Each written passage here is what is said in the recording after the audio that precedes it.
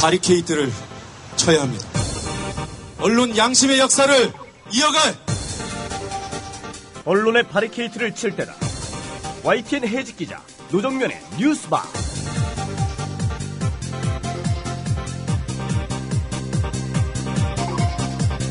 여러분 안녕하십니까? 어서 오십시오. 12월 23일 뉴스바 문이 열렸습니다. 오늘 뉴스바가 마련한 뉴스 메뉴들부터 살펴보겠습니다. 민주노총이 출범한 1995년 이후 처음으로 민주노총 건물에 경찰이 진입했습니다. 박근혜 정부는 철도노조 파업 지도부를 검거하겠다고 경찰 병력 5,500명을 동원했습니다.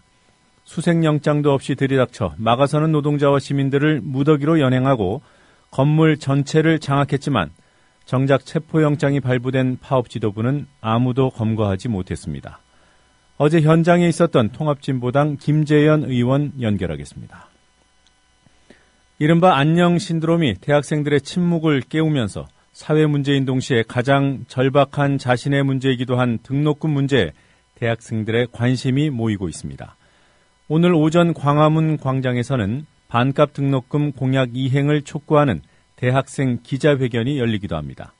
등록금이 없을 뿐 아니라 국가가 대학생 생활비까지 대주는 독일의 꿈 같은 현실을 통해 우리를 돌아보는 시간 가져보겠습니다. 중앙대 동문과 김누리 교수님 인터뷰 예정되어 있습니다. 시사에너그램 공갈에서는 동짓날 팥죽 발언으로 논란을 촉발한 새누리당 원내 수석 부대표 윤상현 의원의 민주노총 공권력 투입에 대한 입장을 다뤄봅니다. 잠시 후에 오겠습니다. 마키아벨리의 군주론 탄생 500주년, 책마루가 내놓은 세번역 군주론. 군주의 능력과 시민의 역할은 무엇이어야 하는가? 범죄로 군주가 된 사람을 어떻게 처리해야 하는가? 지금 대한민국에 필요한 충고를 담은 마키아벨리의 군주론. 서울대 신철희 박사가 새로 번역한 책마루의 군주론. 지금 서점에서 만나보십시오. 책마루 출판. 학교폭력 예방 앱 스마트 보디가드.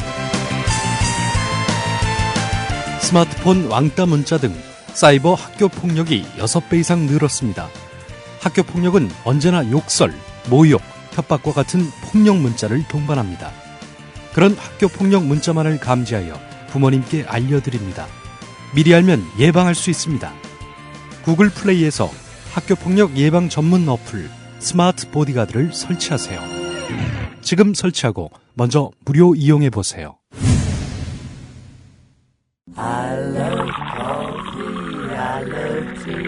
500원으로 즐기는 나만의 커피. 원두 쇼핑몰 헝그리 커피. 최정상급 로스터가 1년 이하 최고급 뉴크롭 생두를 로스팅해 즉시 배송해드립니다. 대량 구매 시 가격이 할인됩니다. 검색창에 헝그리 커피를 검색하세요. 헝그리커피.com. 헝그리 커피에서 원두를 구매하시는 분들께는 차량용 국민TV 스티커 2매를 함께 보내드린다.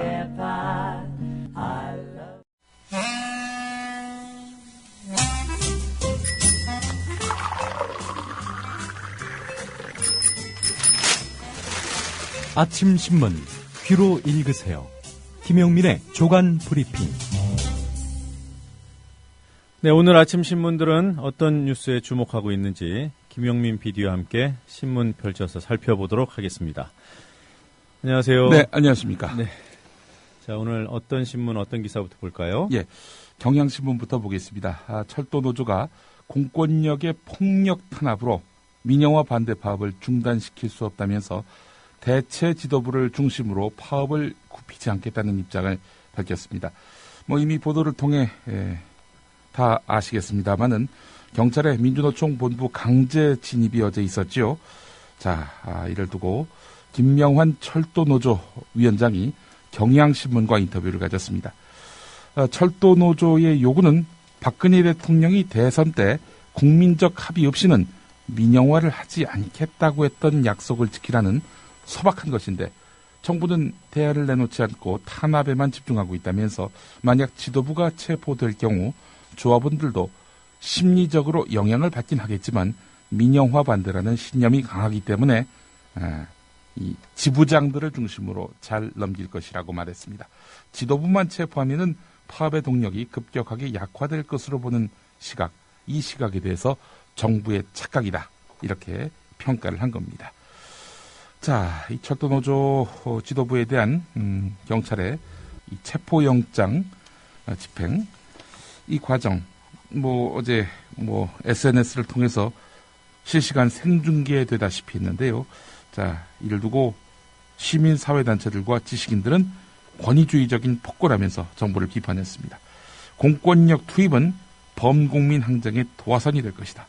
물리력으로 국면을 바꾸려는 시도를 중단하라는 그런 촉구가 쏟아졌습니다.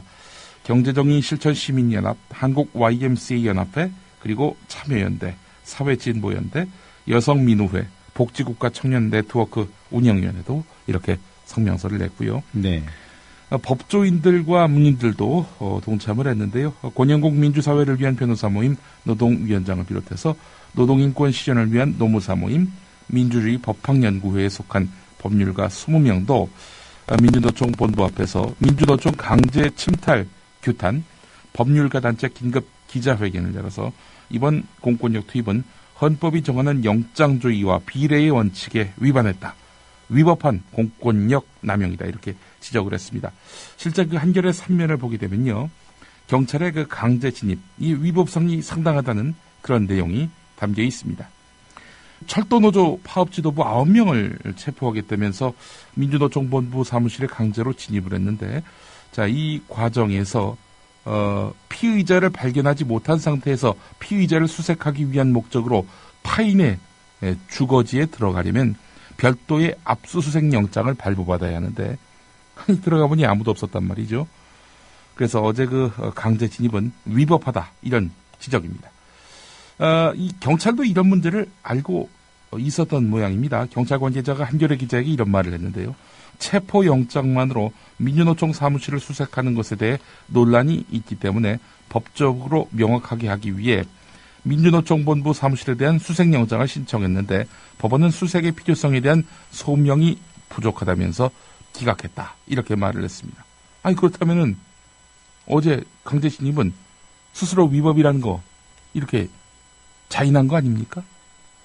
좀 더 쉽게 설명을 드리겠습니다. 그 체포영장, 그 철도노조 지도부를 체포하기 위한 그런 영장, 이 영장은 그 철도노조 지도부가 전에 분명히 있다, 요걸 확신할 때 갖고 들어가서 데려나올 수 있는 겁니다. 그러나 그 안에 있는지 없는지 잘 모를 때, 그럴 때에는 피의자 수색을 하기 위한 목적에 또 다른 압수수색 영장이 필요하다는 겁니다. 경찰은 또 다른 목적, 그러니까 그 안에 사람이 있는지 없는지 불명확하니 안에 들어가서 뒤지겠다는 이 압수수색 영장은 받지 못했어요. 법원으로부터 기각당했거든요. 자, 그런데도 불구하고 어제 무리하게 쳐들어갔다는 얘기 아닙니까? 그 압수수색 영장 없이 이 철도노조 지도부에 대한 체포영장만 갖고 들어간 것은 명백한 위법이라는 겁니다. 그리고 민주노총 또 경향신문에 대한 침탈이다, 이렇게 볼 수밖에 없다는 겁니다. 네. 민주노총이 정권 퇴진 행동을 결의해서 사실상 정권 퇴진 운동에 본격적으로 나서겠다는 입장을 밝혔고요. 예. 또 전해주신 대로 시민단체 법조인 문인 교수들 도처에서 이번 사건이 범국민적 강쟁의 도화선이 될 것이라고 얘기하지 않습니까? 예, 그렇습니다. 어떤 기사는 또 제목이 이래요. 벌집을 잘못 건드렸다. 예, 표현이 참 아주 흥미롭네요. 자, 그 민주노총 사무실이 있는 네. 건물이 경향신문사입니다. 맞습니다. 서울 중구 정동의 경향신문사인데 어제 그 경향신문사에 대한 경찰의 그 체포영장 집행이 있었던 겁니다. 자, 그런데 어제 아침은요, 오늘 아침 조간신문을 내기 위해서 신문 제작이 들어간 시점입니다. 신문 제작 들어간 시점에 경향신문사옥을 강제로 침탈을 했단 말이죠. 이에 대한 경향신문사의 입장이 오늘 경향신문 이면에 실렸습니다. 이 경향신문의 동의 없이 경찰은 기자들이 신문을 만드는 시간에 현관 유리문을 깨고 잠금 장치를 부수고 최력을 뿌리면서 강제 진입해서 12시간 동안 건물 내부를 장악했다는 겁니다. 이 사이에 경향신문 기자들은 5중 6중에 경찰 차단막을 맡겨서 회사 출입에 제한을 받았다는 것이요. 자, 경찰은 전날에 경향신문에다가 영장 집행을 할 경우 서울경찰청장이 30분 전에 경향신문 측에 직접 연락하겠다고 했는데 이 약속도 지키지 않았다는 겁니다. 예. 아주 그냥 무도한 진입이었다 이렇게 봐도 무리는 아닙니다. 제가 침탈이라는 표현이 기사 곳곳에 등장해서 예.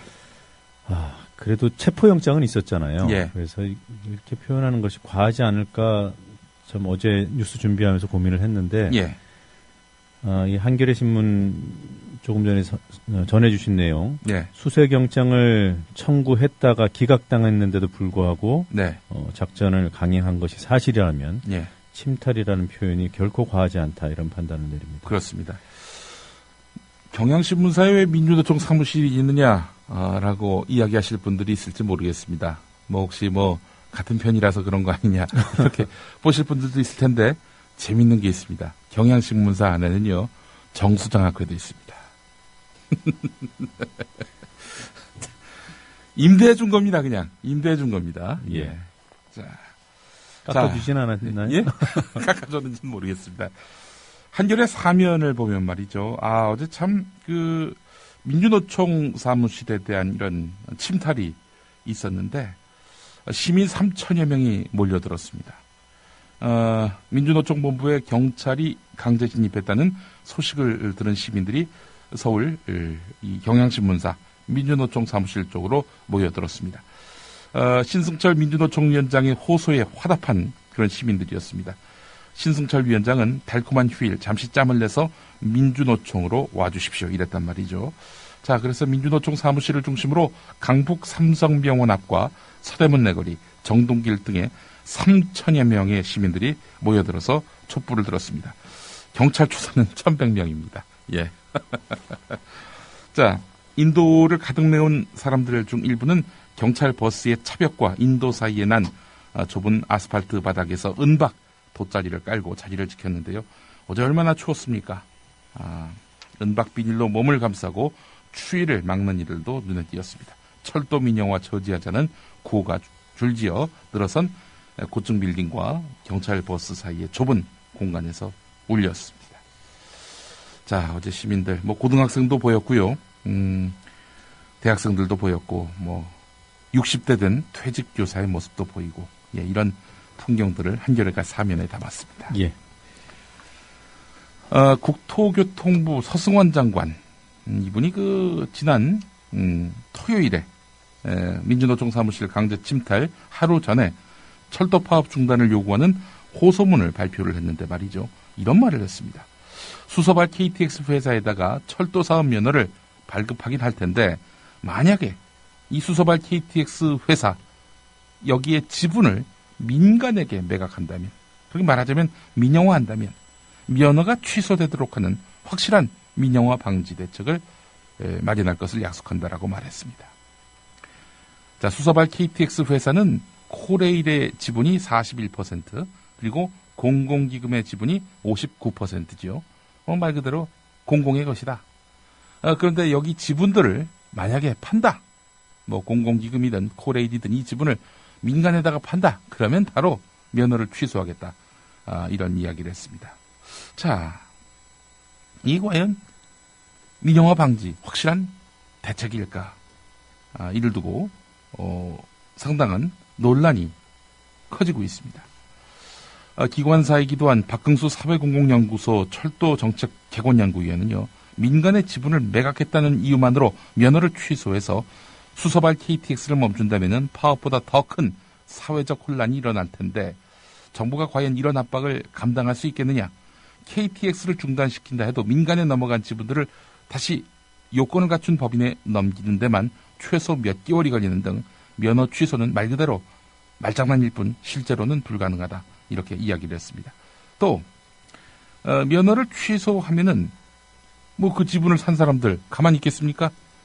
소송을 걸었을 경우에 지분을 사들인 그 민간 회사, 이 민간 회사가 이길 가능성이 대단히 높다는 것이 오병윤 통합진보당 의원의 주장이기도 합니다. 자, 전 보다 근본적으로 이런 의문을 던지고 싶습니다. 수소발 KTX 자회사의 지분을 만약에 민간에 넘겨서 이게 걸려가지고 면허가 취소된다. 그러면 그 사업자가 그 사업을 누가 합니까? 코레일에게 돌려줍니까? 코레일에게 돌려준다면 왜 자회사 만들었습니까? 코레일에게 주지 않고 또 다른 민간사에게 아예 다 넘기는 그런 식의 방안을 모색할 가능성은 없을까요? 전 이런 점이 상당히 의문입니다. 네. 그러니까 이런 의문을 잠재우려면 간단한 방법이 있잖아요. 예. 그 야당에서도 제안을 했고 예. 철도노조도 그 방안 정도면 수용할 수 있다고 밝힌 방안이 있습니다. 예. 철도 관련 법에 예. 민영화하지 않는다라는 그런 조항을 삽입하면 되는데 예. 새누리당은 아예 법안 논의에 응하지 않고 있고 예. 정부도 그런 법안 논의에 반대한다고 밝혔고 서 장관이 직접 밝혔잖아요. 예. 소위 구성에 반대한다고. 예. 그러니 믿을 수가 없죠. 예. 그 장관 혼자 약속한다고 이 장관 만약에 그만두면 그러면 뭐 어떡할 건데? 이건 말도 안 되는 얘기예요, 한마디로 얘기해서. 한두 번 속아봤습니다. 아니, 이 정부의 말에 지금 뭐 대표적인 대국민 상대로 한 공약도 뒤집는 판에 일개 장관이 약속한 것을 믿으라고요? 철도 민영화와 관련한 이런 중차대한 문제와 관련해서 안 할 테니까 제발 내 말을 믿어달라. 장관의 말을 믿으라고요? 대통령도 거짓말하는 판에. 자, 한국일보 사면을 가보면요. 이 코레일도요. 철도 경쟁체제 도입에 회의적이었다는 그런 내용의 기사가 있습니다. 지난해 8월 코레일 연구 보고서에 담겨 있는 내용입니다. 코레일은 적자 노선에 대한 민간 예방 자체에 대해서 부정적이었다는 겁니다. 민간 예방은 사회적 공감대를 얻고 나서 검토할 계획이다. 라고 밝혔지만은 코레일은 보고서에서 노선마다 그러니까 운영자가 다른 상황 자체가 문제다 이렇게 반박을 했습니다. 그러니까 이제 코레일 국토교통부 정부가 민간 예방은 사회적 공감대를 얻고 나서 검토할 계획이라 이렇게 밝혔다고 하는데요. 사회적 공감대를 얻고 나서 지금 추진하고 있는 겁니까? 그렇지도 않은 상황인데다 코레일은 이거 뭐 사회적 공감대를 얻고 나서 뭐 추진한다 하더라도 노선마다 운영자가 다른 상황이 온다면은 이거 상당히 심각한 문제를 이야기할 수 있다. 안정성 서비스 수준이 떨어질 우려가 크다. 이렇게 지적을 했습니다. 이런 이야기는 작년 초에 현 코레일 최연희 사장도 조선일보 기고문을 통해서 밝힌 내용 아닙니까? 네. 상식을 가진 사람이라면은 정치적 입장만 고려하지 않는다면은 여당 편에 서야 할 정치적 입장이 아니라면 이 코레일의 경쟁체제 도입 자체가 이건 뭐 말이 안 된다라는 것을 누구나 다 공감할 수 있는 겁니다. 자, 최연희 사장의 입장이 180도 바뀐 거는 그분이 박근혜 정부에서 코레일 사장을 하게 됐다는 점, 그거 말고는 뭐 달리 다른 이유를 찾기 힘듭니다. 네. 오늘 조선일보 사설 혹시 보셨어요? 제가 이 기사를 우연히 봤는데요. 예. 청와대와 여당 예. 지지율 하락 이유 똑바로 보라라는 예. 제목입니다. 그러면은 지금 이게 사회적 공감대를 얻지 않고 철도 민영화를 추진하는 것에 대한 그런 질타입니까? 그런 내용이 일부 들어 있습니다. 예. 핵심은 이겁니다.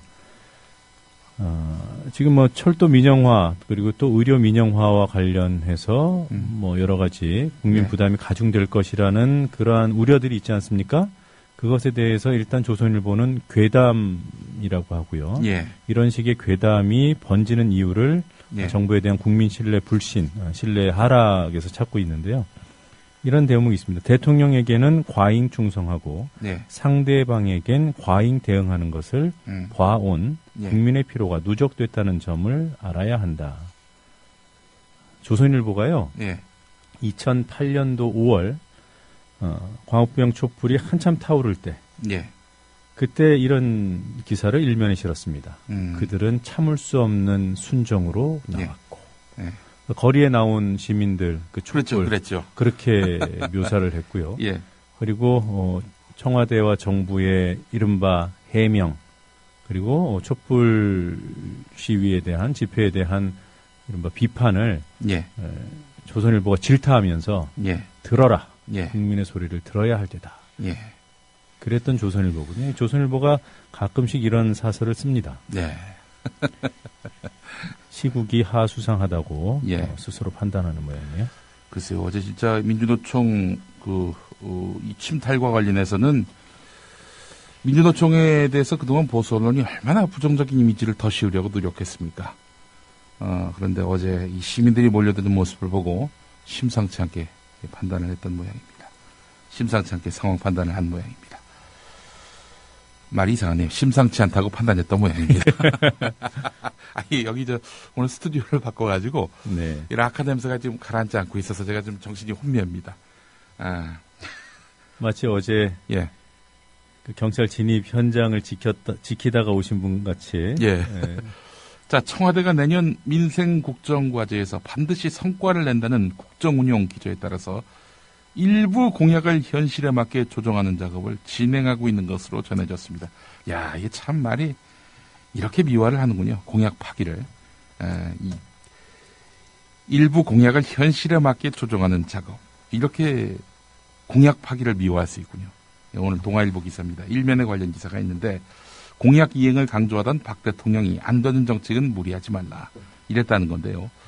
어떤 공약을 파기하려 하느냐. 목돈 안 드는 전세대출 공약. 그러니까 집주인이 세입자를 위해서 대출을 받아주는 상품을 신설하는 것입니다.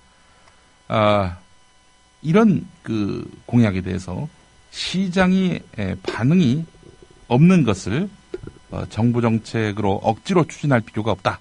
안 되는 것을 무리하게 추진하지 말라. 이런 취지로 말했다는 겁니다. 안 되는 것을 무리하게 추진하지 말라. 뭐 이렇게 얘기를 했다고 하는데요. 박근혜 대통령이 지난 대선에 공약을 발표하면서 무슨 얘기를 했습니까? 무슨 얘기를 했습니까? 이 공약들, 안 되는 것들은 다 배제하고 되는 것들만, 할 수 있는 것들만 공약으로 만들었다. 이랬습니다. 그래 놓고는 이제 와서 안 되는 정책은 무리하지 말라. 1년 딱 지났는데. 예. 말은 비슷해요. 말은. 안 되는 정책 무리하지 말라. 애너그램 만들면 딱 좋을 것 같아요. 예. 동아일보 8면을 가보면 정부 말만 믿고 특성화고등학교 왔는데. 자, 295개 공공기관이 최근 정부에 제출한 2014년 고졸 채용 인원은 1933명으로 집계됐습니다.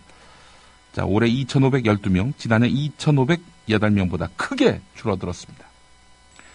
자, 전 정부가 지난해 11월에 공공기관 채용의 20% 이상을 고졸자로 뽑고 비중을 점차 늘려서 2016년 40%를 채우겠다고 약속한 것과 딴판입니다. 자, 전 정권에서 고졸 채용을 크게 늘리겠다고 약속을 했는데 정권이 바뀌니까 크게 줄였다는 겁니다.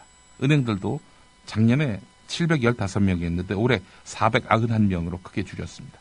상위권 학생들, 그 상위권 학생들까지 지금 줄줄이 취업에 실패하고 있는데 학교와 학부모들 속았다 이러면서 불만을 토로하고 있다는 겁니다. 전 정부가 이명박 정권이었죠. 지금은 박근혜 정권이고요. 전 정권이 새누리당이고 현 정권이 민주당 정권입니까? 전 정권도 현 정권도 새누리당 정권인데 어떻게 된 것이 고졸 채용을 확 줄입니까? 사람만 바뀌었을 뿐인데 정권이 정부 말만 믿고 이렇게 특성화고를 갔던 학생 또 학부모들은 아주 낭패를 겪고 있다는 소식이 오늘 동아일보에 실렸습니다.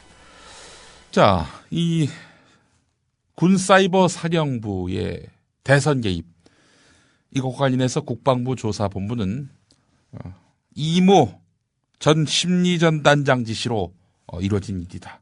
그 윗선은 상관없는 일이다. 이렇게 밝혔죠. 자, 그런데 김모 씨라고 있습니다. 김모 씨. 김모 전 과장. 자, 김모 전 과장이 한 말이 있습니다. 이모 단장에게 이제. 그런데 이 김모 단장이라고 있습니다. 김모 단장. 이 사람은 누구냐면요. 심리전단 소속이고 지금은 그 이모 전 심리전단장에게 고소당한 인물입니다. 상관 모욕죄로 말이죠. 자, 이 김모 전 과장이 밝힌 말이 상당히 주목됩니다. 군 정칙을 이 전 단장 작품이다. 이게 국방부 조사본부의 발표 아닙니까? 자, 그런데 이 전 단장이 최윗선이 아니다. 최소한 옥도경 사이버 사령부 사령관, 이 사람 지시로 이루어진 일이다. 이렇게 얘기하고 있습니다. 자, 지금 그런데 군은 이모 전 단장, 이분은 지금 3급 군무원 아닙니까? 부이사관이고요. 이 사람 소행이다 이렇게 말하고 있단 말이죠. 자, 그런데 그 내부에 있었던 김모 전 과장 이야기는 옥도경 사이버 사령관 지시로 이루어진 일이다 이렇게 밝히고 있습니다. 이 군무원은요, 이 사이버 사령부에서 정치글을 올릴 때, 대선 개입하는 글을 올릴 때 내부 반발이 있었다. 또 이렇게 밝히고 있습니다. 얘기가 다 틀려요. 이모 전 단장, 이 사람 소행이다. 또 이 군무원, 군인들의 개인적 일탈이다 이렇게 얘기했는데 조직적 지시가 있었기 때문에 이 반발이 있었던 거 아니겠어요? 개인적 일탈인데 왜 반발이 있을 수가 있겠어요? 본인이 선택한 건데. 자, 이걸로 볼 때 군 사이버 사령부의 지난 대선 개입 관련한 국방부 조사본부의 조사 결과 발표는 상당한 허구, 거짓말 의혹이 있다 이렇게 볼 수밖에 없습니다. 국민일보 1면 관련 기사가 있었습니다. 자, 이런 가운데 조호영 행정관에 대한 영장 재청구할 방침이라고 검찰이 밝혔다고 하네요. 이 제목은 정보 유출을 지목한 윗선을 김모 국장이었다. 또 딴 사람으로 이제 지목했단 말이죠. 신모 전 비서관. 자, 이것도 역시 거짓말이다. 이렇게 검찰이 판단을 했던 모양입니다. 김모 국장의 지시 또는 부탁이었다는 그 말도 거짓말로 드러났지만 신모 전 비서관이 부탁을 했다, 지시를 했다. 이런 것도 실은 사실과 다른 것으로 드러나서 이 사람 계속 말을 바꾼다. 이 증거인멸의 우려가 있다 싶어서 조호영 행정관에 대해서 영장 재청구할 방침이다. 이쯤 되면은 이런 거짓말이라면은 더 이상 법원도 영장 청구를 말하자면 기각시킬 가능성은 없을 것이다. 이렇게 보고 있는 것 같습니다. 누구를 감싸기 위해, 누구를 감추기 위해서 조호영 행정관 이렇게 말을 계속 바꾸는 건지 상당히 주목됩니다. 자, 동아일보 6면을 보겠습니다. 국정원 송년회 관련 기사가 있네요. 송년회가 있었다고 합니다. 남자준 국정원장이 지난 21일이면은 이 토요일입니다. 토요일 저녁에 서울 모처에서 국정원 간부들과 송년회를 하면서 노래를 불렀는데 이 무슨 노래인지는 모르겠습니다. 인생의 목숨은 초로 같고 풀이슬 같고 이시조선 500년 양양하도다. 이 몸이 죽어서 나라가 산다면 이슬같이 기꺼이 죽으리이다. 이게 독립군가라고 하네요. 예, 이 몸이 죽어서 나라가 산다면 이슬같이 기꺼이 죽으리다. 이렇게 했다고 하고요. 또 국정원 송년회에 참석한 사람들이 전원 기립해서 애국가 4절까지 합창했다고 합니다. 이거 정말 참. 자기들이 한 행동이 선거기, 민주주의 파괴 이런 거라는 그 자성은 없고 애국했던 일이다 이렇게 생각하고 있는 것 같아요. 보니까 이 기사의 그 흐름을 보면은. 이런 노래 부르고 댓글 달면 예. 스스로도 부끄럽지 않을까요? 부끄러운 정도를 넘었는데요. 애국가 4절까지 부른 걸 보면 말입니다. 예. 참. 조선일보 1면을 보겠습니다. 통합진보당 강령이 북한 헌법이나 용어집, 김일성, 김정일 연설문 등 북한 것을 상당히 원용했다는 분석이 나왔습니다. 인용이 아니라 원용이라는 거죠. 직접적으로 이제 인용한 것이 아니라 따지고 보니까 이게 북한 거하고 흡사하다. 이런 식의 얘기입니다. 네. 정기승 전 대법관, 최대권 서울대 명예교수, 박광작 성균관대 명예교수, 유석춘 연세대 교수, 장영수 고려대 교수 등 학자 12명으로 구성된 자유민주연구학회 통합진보당 연구 태스크포스가 이런 내용의 자료집을 냈는데요. 제가 다른 분은 모르겠습니다만 유석춘 교수 같은 경우 아주 극우적인 발언으로 상당히 우파 진영에서 명망이 높은 분이죠. 이런 분들이 통합진보당 강령을 분석했다. 이거 그런데 이 법무부가 이분들이 낸 자료집을 헌법재판소에 낸다고 합니다. 이 자료집을 헌법재판관들이 보고 나서 통합진보당 위헌정당이다. 이렇게 판결해달라. 이런 의도겠죠. 예.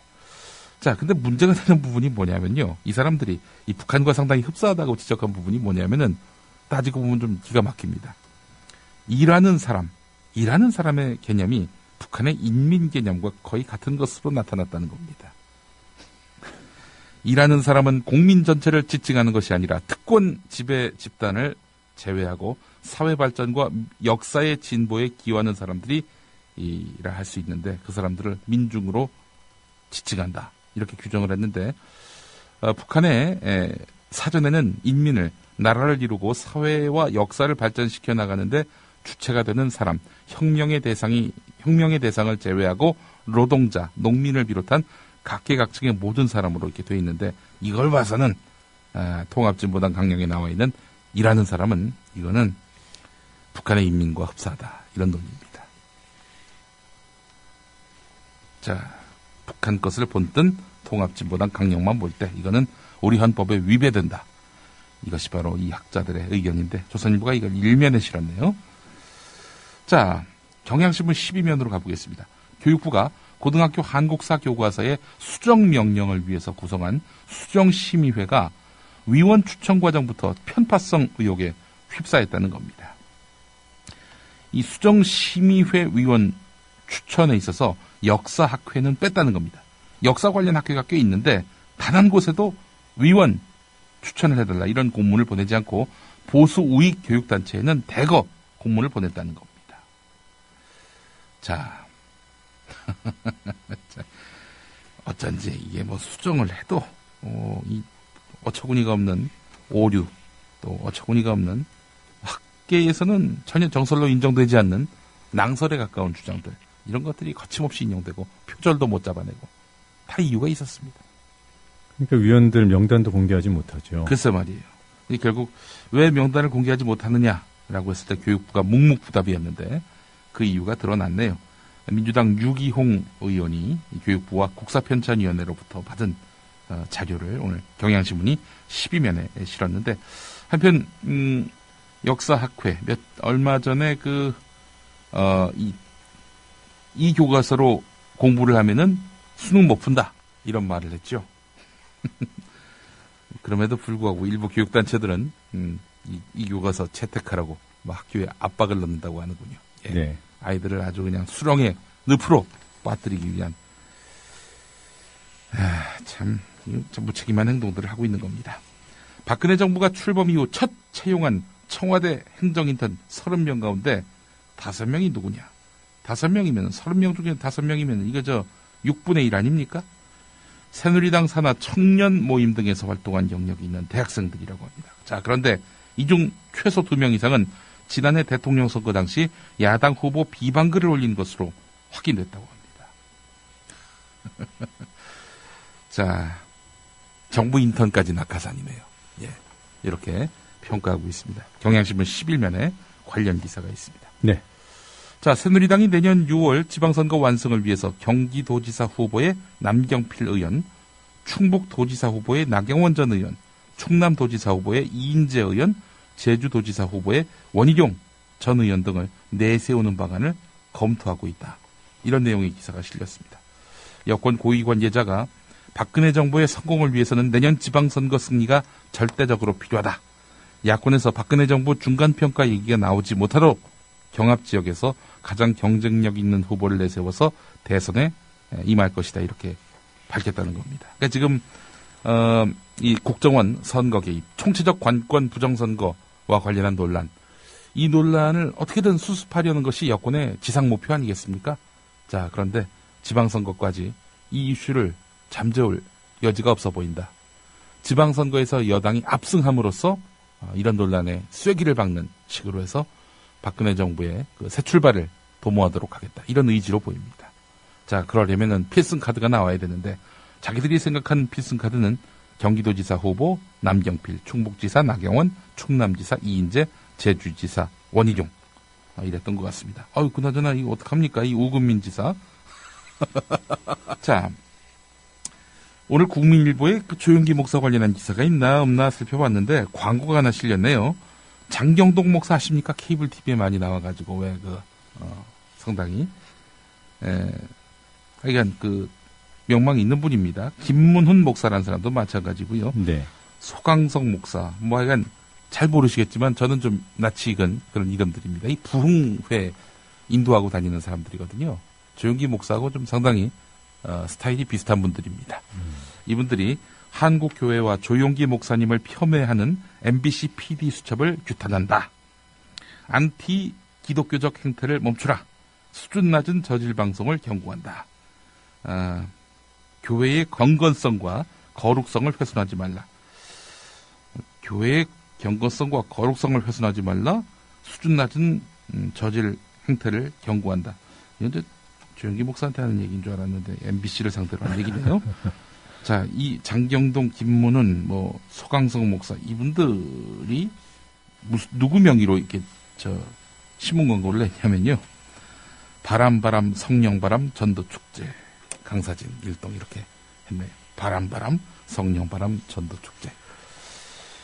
조선일보 11면 가보면은 사랑의 교회 오정현 목사 반대파 신도가 오정현 목사 지지 측 신도들에게 집단 폭행당했다는 그런 기사가 실렸네요. 네. 사랑의 교회라는 교회 이름이 상당히 무색해집니다. 오늘 여기까지 해야 될 것 같습니다. 네, 여러 가지 소식 잘 들었습니다. 예.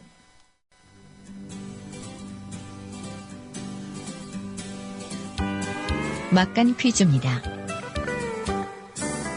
정부는 대국민 호소문을 발표하고 철도 노조 지도부에 대한 체포영장 집행이 불가피한 조치임을 강조했습니다. 민영화에 대한 우려는 허구에 불과하며 철도 파업으로 인한 피해는 고스란히 국민에게 돌아가고 있습니다. 국민의 불편을 담보로 한 파업은 어떠한 정당성도 가질 수 없습니다. 문제 드립니다. 지금 이 목소리의 주인공은 최근 수서발 KTX 자회사 설립을 주도하고 있는 서승환 국토교통부 장관입니다. 이분의 아버지는 서종철 씨인데요. 이분의 이력과 무관한 것을 골라주세요. 1번 일본군 소위 출신, 2번 5.16 군사 쿠데타 가담, 3번 박정희 정부 국방부 장관, 4번 한국 프로농구 연맹 총재. 답을 아시는 분은 정답과 함께 연락 가능한 이메일을 적어주세요. 세 분을 선정해 기념 음반을 보내드립니다.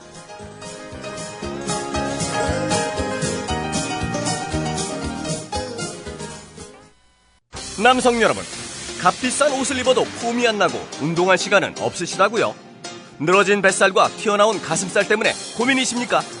입는 순간 경험하시게 될 서프라이즈! 바디뷰 프리미엄은 고가의 스포츠웨어에 쓰이는 아쿠아엑스 원사를 사용, 최첨단 공법으로 탁월한 보정력과 신축성, 가공할 흡수력을 겸비했습니다. 우와, 정말 신기해요. 늘어진 가슴이 근육처럼 탄탄해지고 올챙이 같았던 뱃살도 올라보게 들어간대요. 바디뷰 대단합니다. 입는 순간 몸짱이 되는 남자 보정 속옷 바디뷰. 포털 검색창에 바디뷰를 검색해보세요. 구매하실 때 배송 메시지에 국민TV라고 적어주시면 고가의 사은품을 드립니다. 우리라이프 상조 홍대리입니다. 정치자와 국민TV 조합원의 성원에 힘입어 저희 사장님이 국민TV와 본격적인 업무 제휴를 하기로 하고 시원하게 쏘셨습니다. 우리라이프 상조는 어떤 위협에도 굴하지 않고 국민TV와 함께하는 신뢰받는 상조회사가 되겠습니다. 저희가 최고라고 하지 않겠습니다. 하지만 최선을 다하겠습니다. 열심히 하겠습니다. 지켜봐 주시고 도와주십시오. 1600-3267, 1600-3267 국민TV와 함께하는 우리라이프 상조 홍대리였습니다. 개념상조 우리라이프 상조가 여러분들의 성원에 힘입어 국민TV와 함께 상생할 수 있는 제휴를 맺었습니다. 우리라이프 상조는 참다운 상조 서비스를 위해 바른 길만 가겠습니다. 지금 가입하시면 회원님이 납입하신 소중한 납입금의 10%를 매달 국민TV 발전을 위해 사용하겠습니다. 1600-3267 국민TV와 함께하는 우리라이프 상조입니다. 신동원 조합원 신청 광고입니다. 고혈압, 동맥 경화 등 윤류와 소금을 많이 먹는 폴란드인의 각종 성인병 극복을 위해서 폴란드 정부가 국책사업으로 지정한 신비의 열매 아로니아. 건강한 변화를 원하신다면 평산네이처 아로니아 진. 이제 대한민국의 건강을 책임집니다. 검색창에 평산 네이처를 검색하세요. 문의는 1661-2087, 1661-2087. 그 돌발 영상을 보실 때마다 그 뒤에 숨은 제작자가 궁금하지는 않으셨습니까? 돌발 영상 노종면 PD. 자, 국보 1호 숭례문의 붕괴 가능성이 시간이 갈수록 더 커지고 있습니다. 네, 현장 상황을 좀 정리를 해주셔야겠어요. 네, 그렇습니다. 안녕하십니까. 뉴스타파 앵커 노종면입니다. 3년 5개월 만에 스튜디오 아닌 스튜디오에 앉아 카메라를 바라봅니다. 지금 여러분께서는 YTN 해직 기자 노종면이 진행하는 노종면의 뉴스바를 듣고 계십니다. 노종면의 뉴스바는 매일 아침 7시부터 9시까지 국민TV 라디오로 방송됩니다. 那鉴于当前叙利亚局势， 국제뉴스 한반도 정세를 한눈에 황준호의 월드 리뷰. 네, 지구촌 소식과 한반도 정세에 관한 뉴스들 챙겨보는 시간입니다. 밤새 어떤 뉴스 들어와 있는지 국제뉴스 전문 캐스터 황준호 기자 연결합니다. 황 기자님 안녕하세요. 예, 안녕하십니까. 네, 남수단 상황부터 좀 정리를 해보죠. 뭐 쿠데타 일어난 지 일주일이 지나지 않았습니까? 예, 남수단의 군사반란 사태가 15일에 시작됐으니까 정확히 네. 일주일 됐는데요. 반군이 핵심 원유 생산지인 유너티주 같은 곳을 장악하면서 내전과 유사한 상황이 됐다고 BBC 등 외신들이 보도했습니다. 수단 전체 원유 생산량의 75%를 챙기면서 재작년에 이 남수단이라는 나라가 분리 독립을 했는데 독립 후에도 석유를 둘러싼 부족 갈등이 계속됐었습니다. 그래서 지난 7월에 마카르 전 부통령이 축출되고 그때 축출됐던 세력이 일주일 전에 군사 반란을 일으킨 것도 석유 갈등과 부족 갈등이 결합된 거였습니다. 반군이 원유 생산지를 장악하면서 정부군한테 재정 조달이 잘 안 되면서 상당한 타격을 입을 것 같습니다. 미국 같은 경우는 지난 토요일에 자국민을 빼내려고 군용기를 보냈다가 반군의 공격을 받아서 군인 4명이 다치는 일도 있었는데요. 결국 몇 시간 전에 소개를 완료했습니다. 네, 우리 공병부대가 거기 가 있죠? 예, 재건 임무를 수행하는 한빛부대라고 우리 공병대 284명이 수도에 있는 UN 남수단 임무단의 일원으로 파병돼 있습니다. 지금까지는 안전했지만 만약의 사태를 대비해서 방호를 강화했고요. 또 정부는 외교부와 국방부 등 관련 부처를 중심으로 해서 통합위기대응반을 만들었습니다. 그리고 한빛부대 주둔지 주변에 반군 약 1000명 정도가 근접해 있다는 정보가 있어서 어제 합참 위기조치반도 소집했습니다. 해외 파병부대 안전 문제와 관련해서 이렇게 합참 위기조치반이 가동된 것은 매우 이례적인 일입니다. 네. 오바마 미국 대통령이요. 예. 국가안보국 NSA 감시 프로그램을 고치겠다는 뜻을 밝혔습니까? 오바마 대통령이 지난 금요일에 송년 기자회견을 했는데 대통령 자문위원회가 제시한 권고안을 놓고 정부기관과 외부 전문가들의 의견을 종합해서 내년 1월에 분명한 결론을 내리겠다고 밝혔습니다. 전 중앙정보국 CIA 요원인 스노든이 반년 전에 그런 감시 실태를 폭로했을 때는 문제가 없다 이런 입장이었는데 반년이 지나면서 대통령이 태도를 바꿨습니다. 언론의 폭로가 계속 이어져서 시민들의 불신이 커졌고 또 최근에 연방법원에서도 비록 1심 판결이었지만 위법이고 위헌이다 이런 판결을 내렸습니다. 그리고 대통령 자문위원회까지 개혁을 공고하면서 입장을 바꾸게 됐습니다. 구체적인 개혁 방안은 아직 드러나지는 않았지만 대체로는 개인들의 통화 내역을 국가안보국이 아니라 민간 통신회사가 그냥 보관하게 할 것 같습니다. 그리고 또 외국 정상에 대한 도청도 그동안은 그냥 국가정보국에 맡겨놨었는데 앞으로는 백악관이 개별적으로 승인하는 방식으로 바뀔 거로 보입니다. 네, 스노든의 폭로가 만든 변화군요. 그렇습니다. 스노든이 신변의 위협을 각오하면서도 내부 고발을 한 게 어느 정도 결실을 맺었다고 볼 수 있을 것 같습니다. 네. 그렇지만 여전히 스노든은 미국으로 돌아갈 수 없고 지금은 러시아에 있는데 그것도 임시망명, 1년짜리 임시망명이라서 신변이 여전히 불안한 상황입니다. 대통령 도청 문제로 브라질하고 미국이 크게 한번 싸워가지고 스노든이 브라질로 망명을 얼마 전에 신청을 했었는데 지난주에 그렇지만 브라질이 미국의 눈치를 여전히 보고 있어서 결국은 거부당했습니다. 스노든은 올 한 해 국제사회에서 단연 가장 중요한 인물이었고 또 미국 정부는 반역자라고 부르지만 유럽 쪽에서 연말에 주는 여러 가지 인권상을 지금 받고 있습니다. 또 한국에서도 참여연대가 송파경찰서의 권은희 수사과장하고 함께 올해 의인상을 선원들한테 줬습니다. 네. 그 프란시스코 교황 이번이 첫 번째 크리스마스를 맞지 않습니까? 예. 네, 메시지를 발표했군요. 올해 3월에 교황이 되고 나서 첫 번째 크리스마스를 맞게 됐는데요. 바티칸 사제들한테 교회의 소명의식을 강조하는 크리스마스 메시지를 보냈습니다. 프란시스코 교황은 교회는 스스로의 일을 정확하고 헌신적으로 할 수 있는 사람이 필요하다라고 하면서 이때 프로의식이 없으면 일 처리는 수준 이하로 떨어지고 문서에는 낡고 힘없는 정보로 가득 차게 된다. 이런 말을 했습니다. 또 가십은 우리의 일과 주변에 해롭다는 말을 했는데요. 이거는 좀 험담을 주의하라는 뜻이라고 해석되고 있습니다. 바티칸 행정기구에 소속된 추기경, 사제, 직원 이런 사람들한테 보낸 메시지라서 바티칸의 개혁에 초점을 맞췄고 그 핵심 원칙을 담았다는 해석이 나오고 있습니다. 네. 후쿠시마 원전 지하수 오염 실태가 생각보다 심각하다는 보도가 있더군요. 일본 후쿠시마 제1원전의 지하수 오염이 기존에 확인된 것보다 더 깊은 곳까지 진행된 정황이 파악됐다고 일본의 매체들이 보도했습니다. 후쿠시마 원전 운영사인 도쿄전력이 4호기 원자로의 바다 쪽 부지 지하 약 25m 지점의 지하수에서 스트론튬 90 같은 방사성 물질이 리터당 89베크렐이 검출됐다고 밝혔습니다. 바다에 배출할 수 있는 법정 기준치보다 약 3배 정도가 높은 수치고요. 그동안 그렇게 기준치보다 높은 방사선 물질이 검출된 거는 대체로 지하 약 15m 정도였었는데 그것보다 10m 더 깊은 곳까지 오염된 상황이 확인된 겁니다. 또 위험성이 높아서 주기적으로 관측하는 시추공이 있는데 지난 19일에 채취한 물에서는 방사성 물질 수치가 또 최고치를 경신했습니다. 네. 소치 동계올림픽을 앞두고 단행된 러시아의 대대적인 사면 조치 누가 포함됐습니까? 푸틴이 국제사회의 올림픽 보이콧을 막으려고 푸시라이엇이라는 밴드의 멤버들 그리고 그린피스의 활동가들을 사면한다는 소식을 지난주에 전해드렸었는데요. 지난 금요일에 거물 인사 한 명을 석방했습니다. 러시아의 대표적인 신흥재벌이었던 호도르코프스키라는 사람인데요. 2003년에 체포됐으니까 10년 만에 자유의 몸이 됐습니다.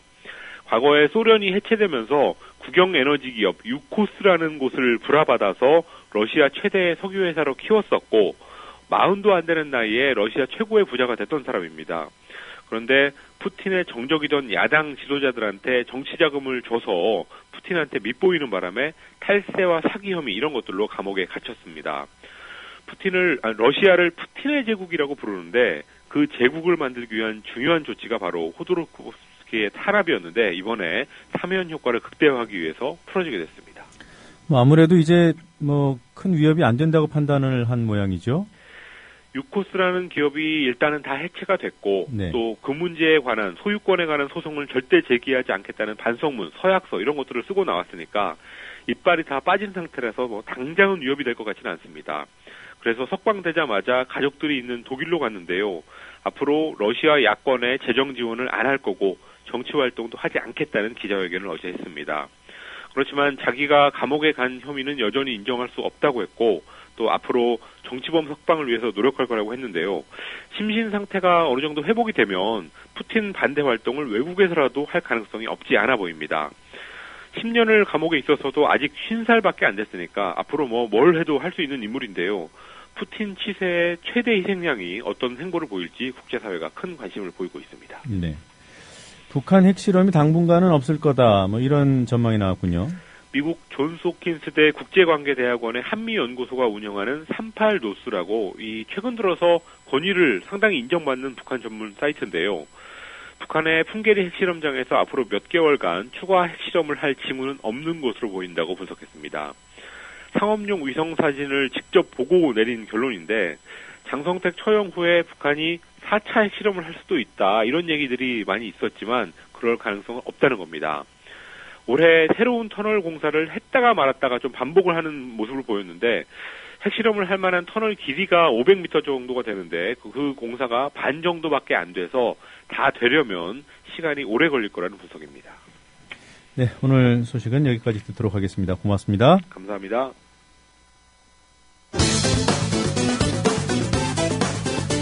(12월 20일) 국회 기획재정위원회 민주당 이용섭 의원과 현우석 부총리의 일문일답 이명박 정부에서도 철도 운송 사업에 이 경쟁 체제를 도입하자 해서 지난해 추진했던 거 기억하시죠?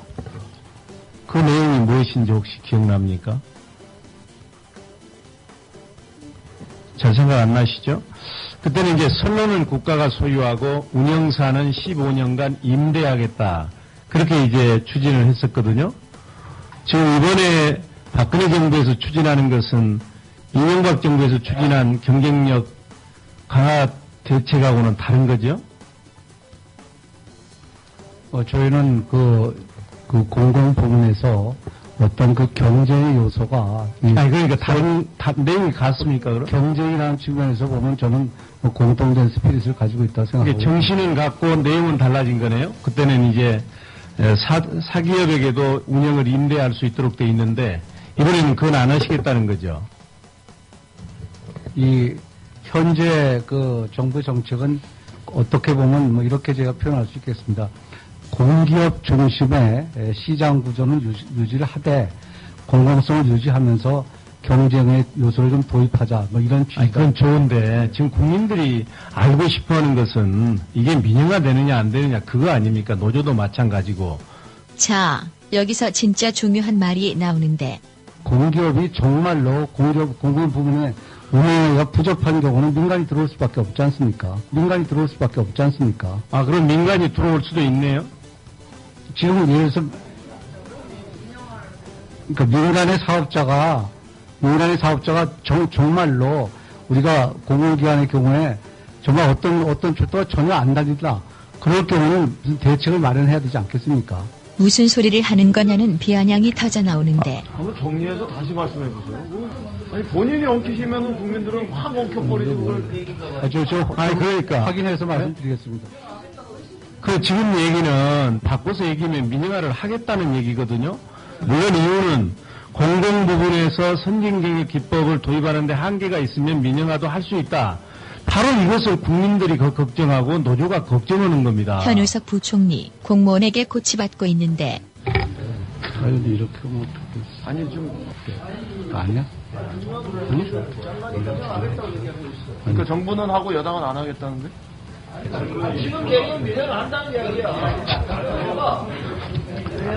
제가 다시 좀 정리하겠습니다. 기본적으로 철도에 관해서는 민영화는 저희 전혀 생각하고 있지 않습니다. 앞에 한 얘기는 뭐예요? 그런 식으로 얘기하는 건 뭐냐고요, 그게 도대체?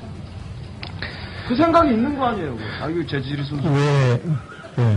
우선 공공기관 운영위원회 위원장이신 부총리께서 개념 정리가 잘 안 돼 있는 거거든요.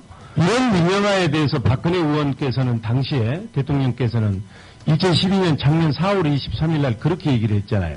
또 지금과 같은 방식의 KTX 민영화 반응에는 반대한다는 입장을 밝히고 19대 국회로 넘겨 다시 논의해야 한다고 말했습니다. 이뿐 아니라 대선 때에도 그랬는데 당시 김종인 박근혜 캠프 국민행복추진위원장 이미 박근혜 후보는 올해 4월 23일 기자간담회를 통해 지금과 같은 방식의 KTX 민영화에 대해 반대한다는 입장을 분명히 밝혔습니다. 국민에게 양질의 서비스를 제공하기 위해서 별도의 회사를 만들겠다. 그 논리는 경쟁시키겠다는 거죠. 그렇죠? 네. 아니 그러면 우리 대한민국 정부도 두 개로 만들면 어때요? 이게 하나 놔두니까 안 되잖아요. 독점 체제라서. 그럼 저는 그게 일반화시킬 수는 없다고 봅니다. 일반화시킬 수 없는데 저는 문제의 접근을 정부가 잘못하고 있다는 겁니다. 코레일을 혁신하고 변화시키고 구조조정시키고 이렇게 해가지고 코레일을 달라지게 해야지. 코레일이 문제가 있는데 그 코레일이 출자하는 자회사를 만든다 해서 어떻게 그게 성민화되고 품질이 좋아지겠습니까?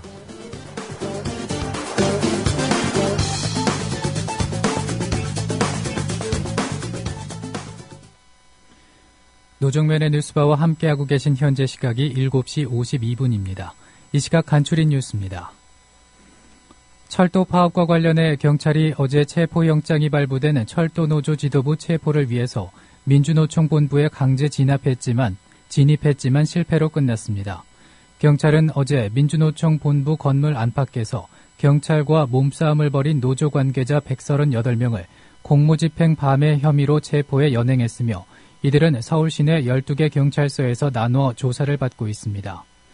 이와 관련해 민주노총 측은 민주노총 사무실 침탈과 탄압은 노동자와 민주노조에 대한 선전포고라며 강하게 반발하면서 오늘 확대 간부 파업에 이어 28일 총파업에 돌입하기로 결의했습니다. 철도노조 파업으로 처음 구속되는 조합원이 나왔습니다. 대구지방법원은 어제 오후 업무방해 혐의로 구속영장이 청구된 철도노조 조합원 47살 윤모 씨의 구속영장을 발부했습니다. 경부선 철도공사 현장에서 장비 파손 사고가 발생해 경부선 상행선 운행이 30분씩 늦어지고 있습니다. 코레일은 오늘 대구 지천 구간 고속철도 신설공사 현장에서 사고가 발생해 경부선 상행선을 이용하는 KTX 새마을호 무궁화호 열차가 한 개 선로로 운행하고 있어 상행선 운행이 30분씩 늦어지고 있다고 밝혔습니다. 야권은 어제 국가정보원과 국군사이버사령부 등 국가기관 대선 개입 사건 진상규명을 위한 특검 법안을 제출한다고 밝혔습니다. 민주당과 정의당, 무소속 안철수 의원 등 야당과 시민사회단체, 종교계 등이 참여하는 범야권 연석회의는 이날 국회의원회관에서 기자회견을 열어 범정부적 대선 개입 진상규명을 위한 특검 법안을 오늘 공동 발의하기로 했습니다. 국군사이버사령부의 정치글 작성 의혹 수사 결과 심리전단 요원 100여 명 가운데 7, 80여 명이 정치글을 인터넷에 올린 것으로 파악된다고 알려졌습니다. 군의 한 관계자는 어제 국방부 조사본부는 2010년 국군 사이버사령부 창설 이후부터 근무한 심리전단 요원 100여 명을 수사했다며 이 중 정치관여죄를 적용할 수 있는 위법성이 있는 글을 올린 요원은 7, 80명 정도라고 밝혔습니다. 여야가 어제 국회 국가정보원 개혁특위에서 논의되고 있는 국정원 개혁안에 대한 최종 합의안 마련에 들어갔습니다. 국정원 개혁특위 여야 간사인 새누리당 김재원 의원과 민주당 문병호 의원은 어제 모레 특위 전체 회의에서 여야 합의안을 의결하는 것을 목표로 오늘부터 집중 논의에 들어갈 것이라고 밝혔습니다. 박근혜 대통령이 선언한 청와대 중추론이 더 공고화할 것으로 전망됩니다. 청와대는 3실장 9수석 비서관 1차관급 40일 비서관 체제로 집권 2년을 맡게 됩니다. 이 시각 간추린 뉴스였습니다.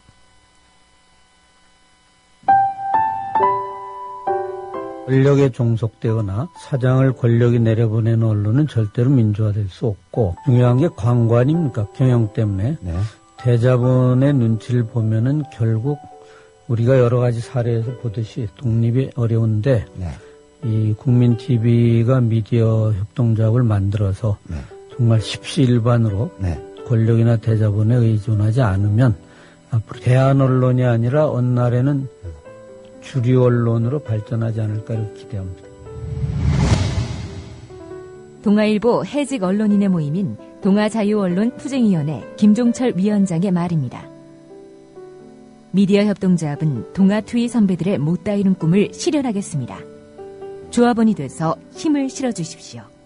포털 사이트에서 미디어 협동조합 국민TV를 입력하시고 홈페이지에 들어오셔서 조합원으로 가입해 주시면 됩니다.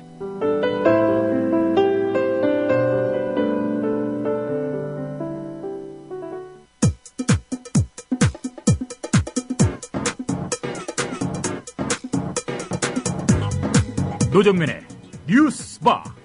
이제는 이슈 탐험입니다.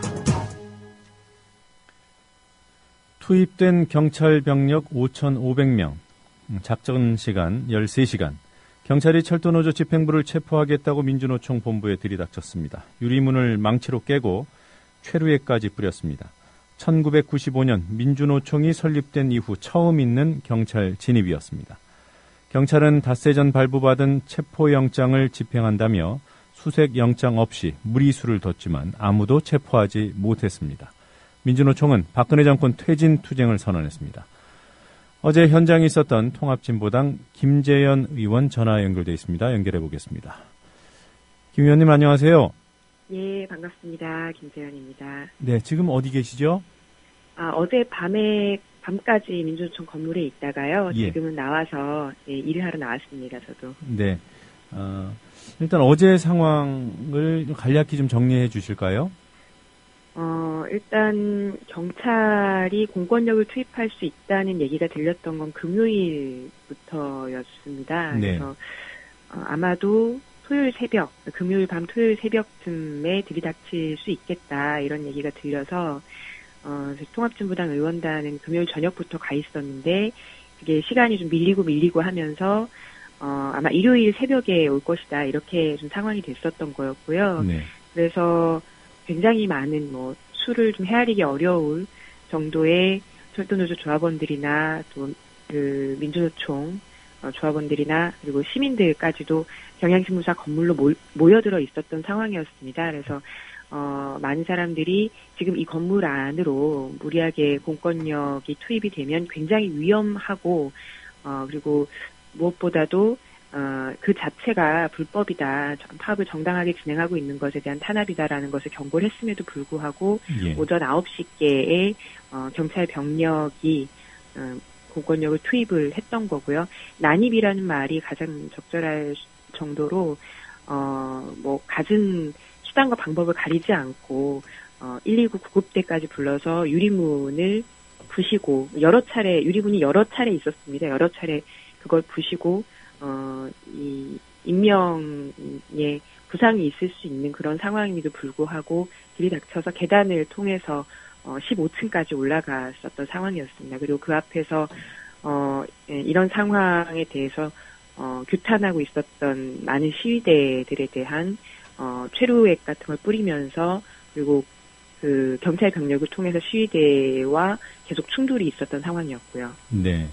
건물 내부에서 충돌이 벌어지는 과정에서 체류액을 뿌리고요. 예. 그리고 외부에 있던 시민들 향해서도 뿌렸던가요? 저는 그렇게 전해 들었고요. 네. 그리고 외부에 있었던 시민들은 사실 굉장히 오랜 시간 동안 그 일대를 통행을 하는 것 자체가 불가능했었습니다. 예. 굉장히 삼엄한 상태였어서 국회의원들이 그 일대를 통행하는 것도 막혀 있어서 한두 시간 이상씩 의원들까지도 통행 제한이 있을 정도로 사실은 계엄 같은 상황이었었습니다. 네, 일대 5,500명이 그 포진을 하고 있었으니까 짐작이 충분히 될 것 같아요. 건물 외곽에는 매트리스도 깔았다고 하던데, 그러니까 만일의 사태, 투신 등의 상황 등까지도 예비를 했던 건가요? 예, 처음 진압작전이 시작됐을 때 좀 9시로 좀 정확하게 기억을 하고 있는데요. 두 개의 대형 매트리스 설치가 시작이 됐었고, 그 매트리스 설치가 다 완료됐을 때쯤 병력이 안으로 들이닥치기 시작했었습니다. 네. 그 체포영장이 발부된 파업 지도부, 건물 안에 있었던 것은 사실인지요? 정확하게 말하면 체포영장을 집행하기 시작했었던 그 시간에는 없었던 것으로 민주노총에서 공식적으로 대변인 확인을 통해서 알려졌었던 거였고요. 그 전에는 있었을 수 있고 그것이 이상하지 않은데 문제는 체포영장을 집행하는 과정에서 체포 당사자가 그 현장에 있는지를 확인하지 않은 채 구속영장이 없는데도 불구하고 그 건물을 불법적으로 이 수색을 하고 그 과정에서 게다가 문을 정상적으로 열고 들어간 것이 아니라 해머나 여러 가지 도구를 이용해서 부수고 들어갔었던 거죠. 그 과정들은 모두 다 불법이었습니다. 그러니까 수색영장 없이 들어간 거죠. 예. 게다가 수색영장을 신청을 했었던 겁니다. 원래는. 근데 그 법원에서 수색영장을 기각을 했다는 것은 그 경향신문사 건물, 민주노총 건물 안을 수색하는 것을 그렇게 불법적으로 난입할 수 있는 상황들까지 고려해서 그 건물 앞이나 어디 그 수배자들이 있을 수 있는 곳에서 기다렸다가 체포를 하는 것만을 허용한 것이라고 해석할 수 있을 것 같습니다. 네. 그 안에 만약에 체포영장이 발부된 분들이 있었으면 집행이 가능할 수도 있다, 이런 법적의 의견도 있던데요. 그러니까 그 작전이 진행될 그 당시에는 없었다라는 것이 민주노총과 철도노조의 공식 입장이고요.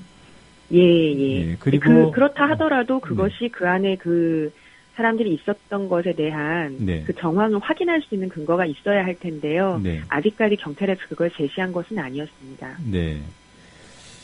자, 이번에 그 민주노총에 공권력이 투입된 것, 민주노총이 설립된 이후에 출범한 이후에 처음이라고 하죠? 네, 그렇습니다. 어떤 의미가 있다고 보십니까? 아마 이 상황을 어제 많은 국민들께서 텔레비전이나 여러 매체를 통해서 생중계나 실시간 속보로 접하셨을 텐데, 네. 이런 불법적인 그리고 폭력적이고 폭압적인 상황 자체에 대해서 책임을 청와대 박근혜 정권에 묻지 않을 수 없을 것 같고, 그것이 상식적인 대한민국 사회에서 민주사회에서 있을 수 있는 일인가, 그런 의문이 드셨을 겁니다. 결국은 박근혜 정권의 독재적 폭압의 구체적인 상황이었다. 그것을 국민들에게 그대로 고스란히 보여주었다라고 생각합니다. 네. 앞으로 많은 더 큰 저항들, 반발들이 일어나지 않을까 충분히 예상할 수 있습니다. 청와대가 제가한 작전이었다고 보시는지요? 당연히 그렇습니다. 이 정도 사안이라고 한다면 철도 파업이 2주 이상 진행되고 있는 상황에서, 그리고 박근혜 대통령이 직접 이 철도 파업과 관련한, 그리고 수서발 KTX 분할 매각과 관련한 언급을 직접 챙겨서 말한 적들도 있었습니다. 그렇기 때문에 이 부분에 대해서, 이런 정도의 사안에 대해서 보고가 없었고 제가가 없었다는 것은 그냥 청와대의 둘러대기일 뿐이라고 생각합니다. 그러니까 수색영장을 청구했다가 기각당한 것은 확인된 사실인지요? 예, 그렇게 민변을 통해서 전해 들었습니다. 네. 민변에서 공식적으로 브리핑을 했습니다. 네. 그런 상황에서 경찰 병력이 5,000명 이상 투입되고 또 물론 언론사라서 뭐 특별 대우를 바라는 건 아니지만 언론사, 경향신문사가 신문을 제작하는 그 시점에 경찰 병력이 대규모로 투입됐단 말이에요. 예, 그렇죠. 네, 이런 점을 볼 때도 청와대가 그 허락, 그러니까 제가 하지 않은 상황에서 작전이 벌어졌다고 보기 좀 어렵군요. 네, 게다가 그 경향신문사 건물이 상당히 오래돼서 노후한 건물이었고요. 네. 건물을 들어갈 수 있는 그 위로 이 체포영장 대상자들이 있을 것으로 예상되는 게 13, 14, 15층이었기 때문에 거기까지 계단을 통해서 올라가야 하는데, 그 계단이 굉장히 한 명 반 정도가 지나갈 수 있는 통로 넓이였고 난간도 굉장히 낮았습니다. 그래서 네. 한눈에 봐도 사고 위험이 있는 곳이었고, 그래서 많은 사람들이 이러다가 제2의 용산 참사가 일어나는 것은 아닌가, 이런 우려까지 했었고, 민주노총의 변호인단에서도 그런 것을 여러 차례 경찰에 얘기를 한 바가 있기 때문에 이런 부분을 아무렇지도 않게 집행하진 않았을 거라고 생각합니다. 네. 어제 보도를 종합해 보면은 오전 9시 반경에 진입작전이 시작이 됐고요. 그리고 건물을 경찰이 장악한 것이 저녁 한 7시 무렵이라고 하던데 맞던가요? 제일 위까지 장악한 것은 그렇게 됐을 텐데, 네. 오전 11시 경을 넘어서서는 로비를 포함해서 완전히 출입이 통제되면서 장악을 했었습니다. 그러면서 이제 한 층 한 층 올라갔던 거군요. 예. 네. 지금 철도노조 파업 상황은 어떤가요? 이런 공권력의 뭐라고 할까요? 상당히 강력한 대응인데, 이 공권력 집행을 이런 정도로 한다면, 이 파업 대우가 좀 위축되지 않을까 이런 생각도 듭니다만. 제가 현장에서 2박 3일 동안 철도노조 조합원들을 보면서 느꼈던 것은, 네. 사실 자신들의 지도부라고 할 수 있는 사람들을 연행하러, 체포하러 경찰병력이 들이닥치고, 그리고 이 파업을 물리적으로 불가능하게 만들 수 있는 여러 가지 폭력적인 상황이 예상되고 있는 긴박한 상황이었음에도 불구하고 철도노조 조합원들은 표정에서나 말에서나 상당히 당당함이나 심지어 여유나 이런 부분들도 느낄 수가 있었습니다. 그럴 수밖에 없었던 것이 이 파업이 최근에 보기 드물 정도로 국민들의 많은 지지를 받았다는 거죠. 네. 처음부터 그렇게 예상을 하고 시작했었던 것은 아니었는데 2009년 파업 상황도 있었기 때문에. 네. 그런데 시간이 지날수록 이 파업의 의미, 그리고 민영화 반대에 대한 국민 여론, 이런 것들이 잘 확산이 되면서 스스로의 정당성에 대해서 높이 좀 각인을 하셨던 것이었고요. 그래서 파업 대오 자체가, 노동조합 자체가 상당히 단단하게 결속이 돼 있었기 때문에 흔들림이 없다. 23일 이후에도. 그리고 심지어 이 파업 이렇게 돼서는 내년까지 갈 수도 있는 것 아니냐, 이런 얘기들도 조합원들 사이에서 나왔습니다. 물론 누구도 그렇게 되기를 바라진 않지만 네. 그 정도로 쉽게 흔들리지 않는다라고 하는 것은 확인이 됐고, 게다가 조합원들의 가족들이 상당히 많은 지지를 해주고 있다고 합니다. 그 어린 자녀들에게서 아버지에게 문자 메시지나 전화가 와서 아버지가 자랑스럽다, 꼭 이기시라, 이런 이야기들 들으면서 많은 힘을 내고 있다는 이야기 전해 들었습니다. 네. 그동안 철도 노조에서 파업을 벌이면 워낙 언론이 좀 편파적인 보도를 했기 때문에 철도 파업이 이번이 최장 기간이라 그러면 많은 분들이 놀라셔요. 예. 그동안에는 8일이었던가요? 네, 2009년에. 예. 네, 그때가 최장이었는데 지금 벌써 2주가 넘었죠? 네, 오늘도 15일째입니다. 네.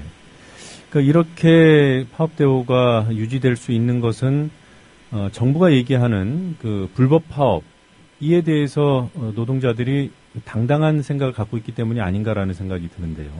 예, 맞습니다. 이 언론에 보면은 거의 기정사실화 하는 것 같아요. 불법이라는 것은.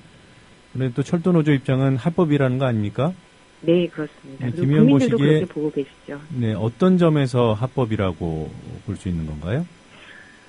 일단 그 수소발 KTX 분할 매각과 관련해서 정부가 그 지난 대선 기간에 박근혜 후보가 이 부분에 대해서 약속을 한 바가 있었습니다. 네. 그렇기 때문에 노조 입장에서는 그 약속을 이행하지 않았다라고 하는 것이 이 파업을 시작했었던 가장 중요한 단초였었고 지금도 가장 중요한 맥락입니다. 네. 그래서 이 부분에 대한 구체적인 해명을 정부가 그리고 대책을 내놔야 되는 것인데 서승환 국토부 장관의 그동안 발언들 그리고 정부와 코레일의 행동들을 보면 국민들이 봐도 누가 봐도 이 부분은 향후 민영화로 이어질 수 있는 개연성을 굉장히 많이 포함하고 있고 이것을 막자는 법제화 같은 것들을 주장하는 것에 대해서도 국토부와 코레일에서는 일체 거부를 했었습니다.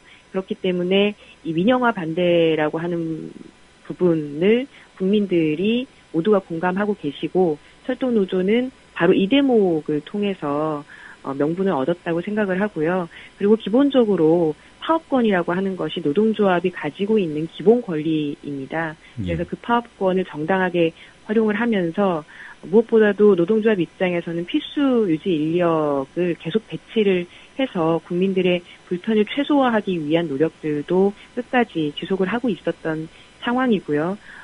또 대화를 통한 이 문제 해결을 위해서 수차례 코레일과 정부 측에 대화를 할 것을 국회에도 이와 관련한 논의기구라든가 소위 구성이라든가 이런 것들을 같이 만들어 줄 것을 요청을 해왔었습니다. 이 모든 것들을 거부했었던 것이 정부와 코레일이었습니다. 예.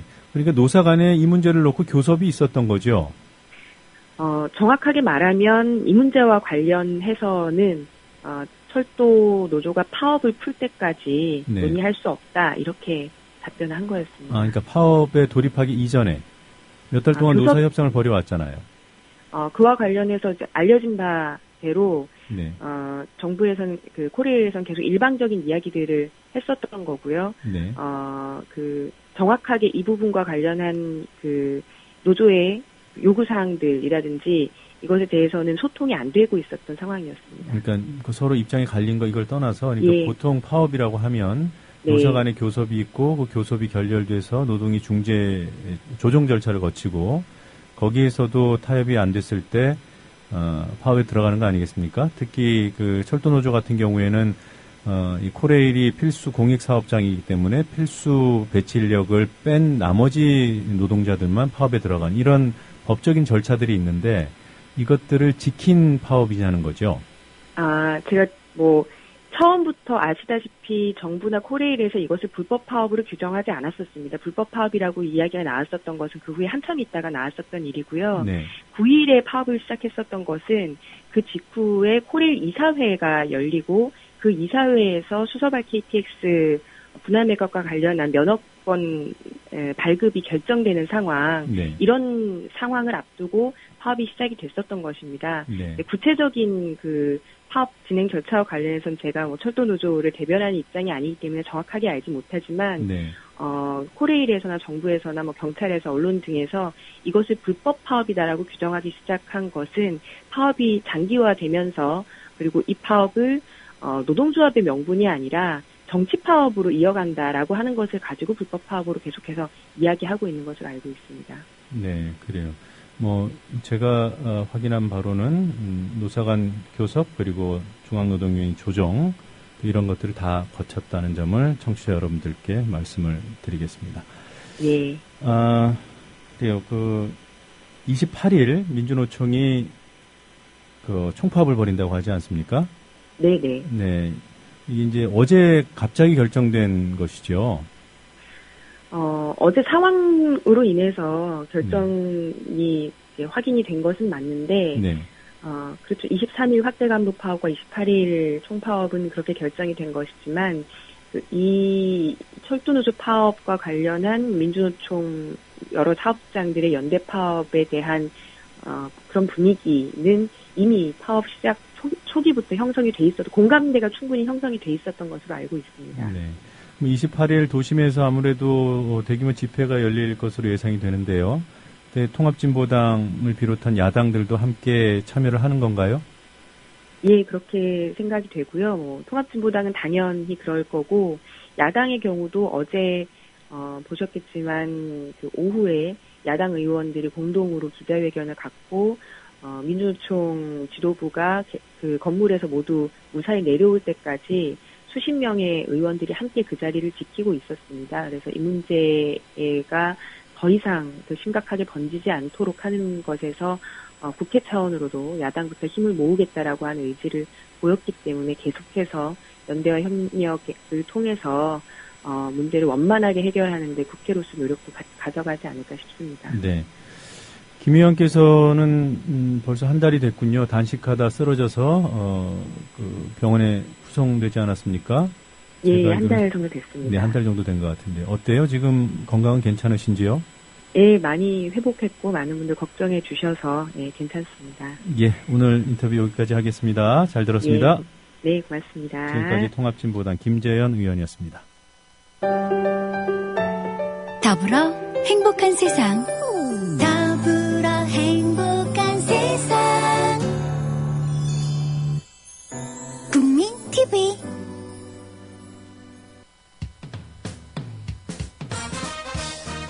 공정한 시각, 따뜻한 관찰. YTN 해직 기자 노종면의 뉴스바. 이제는 초대석으로 함께합니다.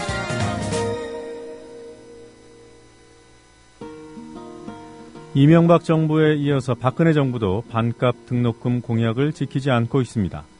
또 속았다고 여기는 대학 내 여론이 심상치 않아 보입니다. 우리 대학생들은 등록금 부담을 반이라도 줄여보려고 몇 년을 정부와 씨름을 하고 있지만 선진 외국의 대학생들은 등록금 걱정 없이 심지어 생활비까지 국가로부터 받으며 진리의 상아탑이자 정치의 공론장인 대학을 누리고 있습니다. 중앙대 동문학과 김누리 교수께 독일의 대학은 어떤지 물어보도록 하겠습니다. 김누리 교수님 전화 연결되어 있습니다. 교수님 안녕하세요. 예, 안녕하세요. 많은 분들이 아시다시피 이미 등록금 1,000만 원 시대 뭐 이런 얘기들을 하던데요. 이보다 더 많다는 그런 얘기도 있고요. 대학가에서 학생들이 체감하는 등록금 부담이 어느 정도인가요? 굉장히 크지요. 등록금 1,000만 원 시대라는 이야기는 뭐 나온 지가 한참 된 이야기고요. 네. 또 뭐 생활비도 필요하니까요. 네. 대체로 지금 오늘날 한국에서는 대학생 2천만 원 시대다. 최소한 2천만 원 정도는 대학생들이 부담으로 매년 짊어지고 가고 있다 이렇게 보이죠. 네. 그 등록금과 생활비를 포함해서 한 해 동안 대학생 한 명에게 들어가는 돈이 한 2천만 원 정도, 사립대학교인 경우에 그렇죠? 예. 네. 그 독일 사례를 김 교수님께 여쭤보고 싶은데요. 예. 김 교수님께서는 독일에서 공부를 하셨나요? 예, 그렇습니다. 네. 독일에서 대학 다니실 때 등록금을 전혀 안 내셨습니까? 전혀 안 냈죠. 저는 사실은 그 박사 네. 과정을 다녔는데요. 제가 7년, 한 7년 정도를 다녔는데, 등록금이라는 거 내본 적이 없죠. 네. 독일에 등록금, 있는 주도 있지 않았습니까? 2개 주가 최근까지 있다가, 이 제도를 그 주들마저도 없앴다, 이런 보도가 있던데요. 예, 등록금은 사실은, 종전 이후, 그러니까 45년 이후에, 네. 등록금이라고 하지 않고 자기가 듣는 과목에 대한 그 과목에 대한 수업료 형태로 네. 조금 걷는 것들이 있었어요. 그게 이제 46년에 당시 그 프랑크푸르트 대학을 다니던 한 학생이 이것은 교육이 국민의 권리다라는 법 규정에 기본법 규정과 어긋난다 해서 위법 소송을 냈고요. 네. 거기서 학생이 이김으로써 사실상 우리 식으로 하면 등록금이 되겠죠. 학교에다 내는 예. 수업의 대가로 내는 그런 것들은 없어지기 시작했고요. 네. 그것이 1970년에 이제 각 주마다 서서히 없어져서 완전히 사라졌어요. 네. 그러던 것이 2000년대 중반에 이른바 신자유주의의 그런 물결 속에서 네. 독일에서도 몇몇 주에서 총 8개 주에서 네. 등록금 형태를 받아야 된다. 돈을 어느 정도 받아야 된다. 이런 움직임이 있었고요.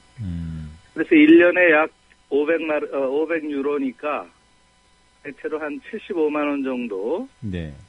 우리로 보면 뭐 굉장히 적은 액수지만 독일 학생들의 경우는 이것은 뭐 기본적으로 교육의 권리에 대한 침해다. 라는 걸로 많은 저항이 있었어요. 네. 그래서 결국은 그것마저 다시 다 없어진 거죠. 네. 우리나라 그 공립대학만도 못하는 그정 적은 액수임에도 불구하고 그마저도 다 없어졌다는 말씀이시군요.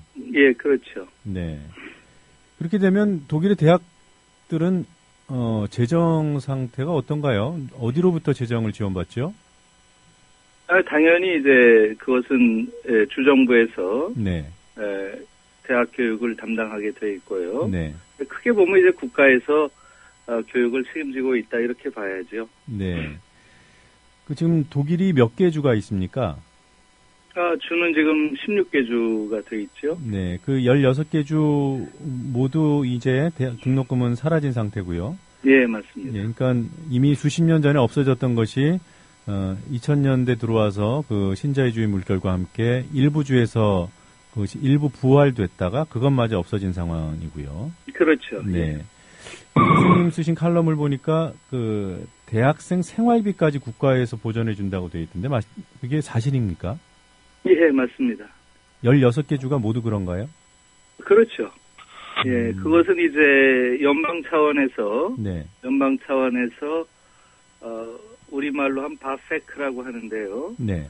대학생 생활비 지원법 정도로 이해하시면 될 거예요. 그래서 그것에 따라서 그러니까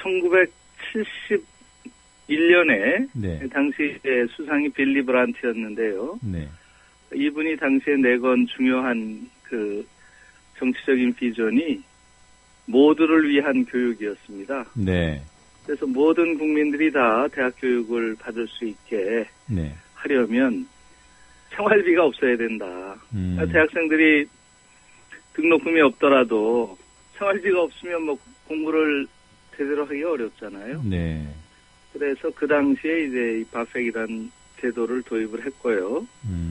대체로 지금 650마르크 정도를 대학생들의 그 생활비 책정하고 있어요. 네. 650유로면 우리 돈으로 하면 한 100만 원, 한 달에. 네, 한 달에. 한 달에 한 100만 원가량 되는 거죠. 네. 그것을 지원하고 있다 이렇게 보시면 됩니다. 대학 교육이, 그러니까 교육을 받는 것이 권리이기 때문에 국가가 그것을 보장해줘야 된다. 여기까지 논리가 이해가 되는데요. 예. 대학 생활 동안에 소요되는 생활비까지 국가가 부담하기 위해서는 예. 사회적인 합의가 필요하지 않겠습니까? 예. 네. 어떤 명분이길래 그 독일 사회가 합의를 한 거죠? 예, 이제 그 부분이 지금 우리 사회랑 예.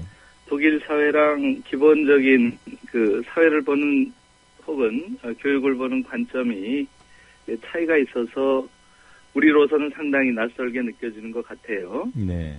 그러니까 우리만 해도 교육이라는 것이 내 돈 내고 일종의 지식을 네. 구매하는 것이라고 생각하는 경향이 상당히 많잖아요. 네. 그러니까 대학의 경우도 말하자면 내 돈 내고 구매하는 하나의 상품처럼 우리 자신도 모르게 부지불식간에 인식하는 이러한 경향이 많이 있죠. 예. 그게 대체로 이제 미국 대학의 경우가 그렇습니다. 네. 뭐 하버드, 예일, 스탠포드 이렇게 미국의 좋은 대학들을 순위를 매기잖아요. 예. 근데 소위 상위 대학에 포진되어 있는 대학들은 예외 없이 전부 사립대학입니다. 네.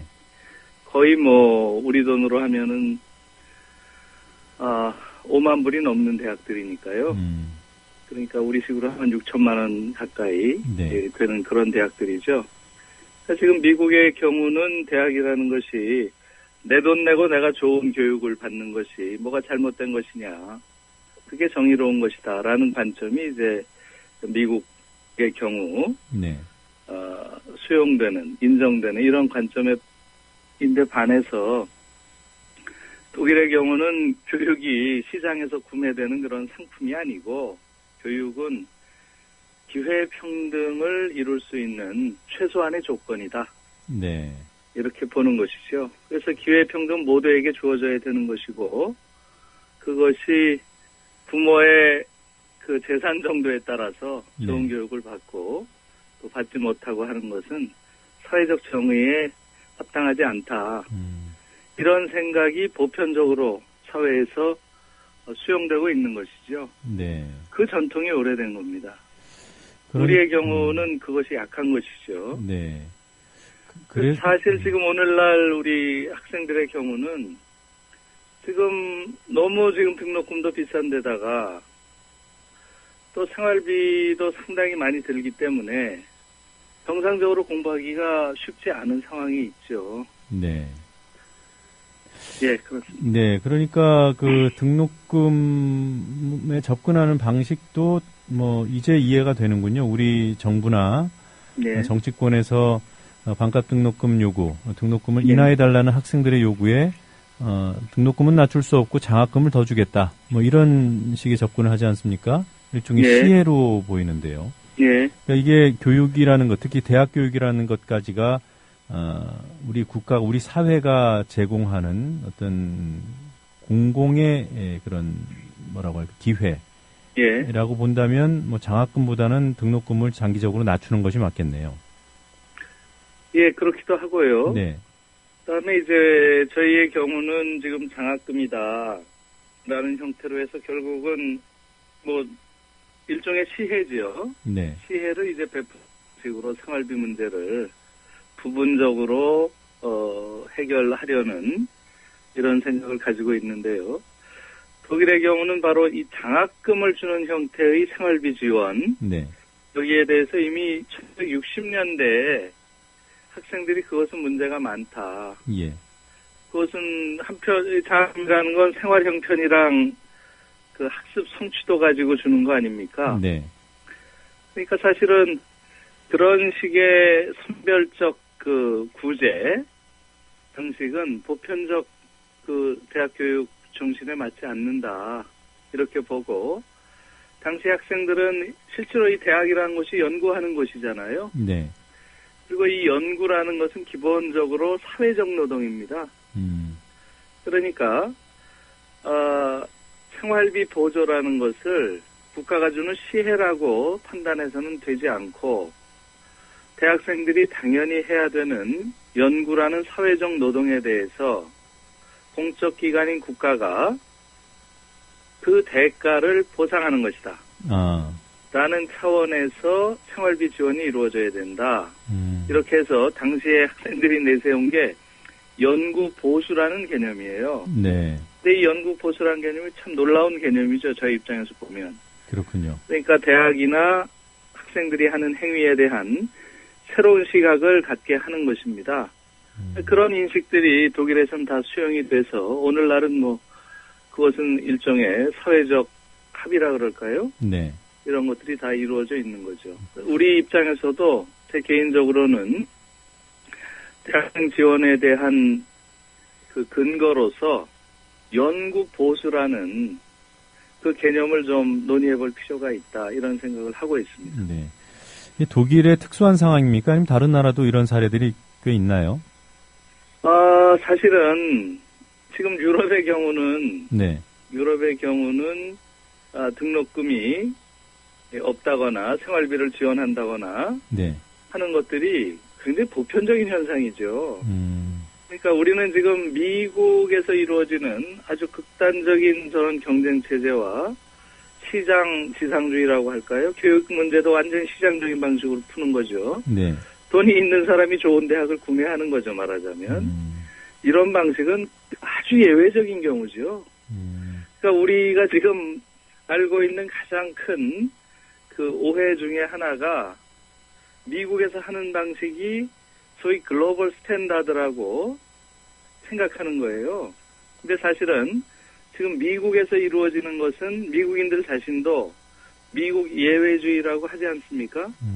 사실은 상당히 예외적인 현상이죠. 예. 그러니까 사실은 등록금이 없다거나 생활비를 뭐 전적으로 혹은 상당 부분 지원하는 것은 유럽에서는 아주 일반적인 현상이죠. 그 미국에 비교해 보더라도요, 우리 대학 진학률, 이것이 미국과 어떻게 다른지, 그리고 사립대학의 비율, 이런 것들도 따져보면 미국에 비해서 우리나라의 그 상황이 미국보다도 더 안 좋은 건 아닌가요? 맞습니다. 사실은 지금 그 부분도 사회적 논의가 좀 필요한 부분인데요. 예. 한국은 지금 고등교육 정책에 관련해서는 다시 말하면 대학 정책이죠. 네. 전 세계에서 가장 기형적인 그런 구조를 가지고 있어요. 네.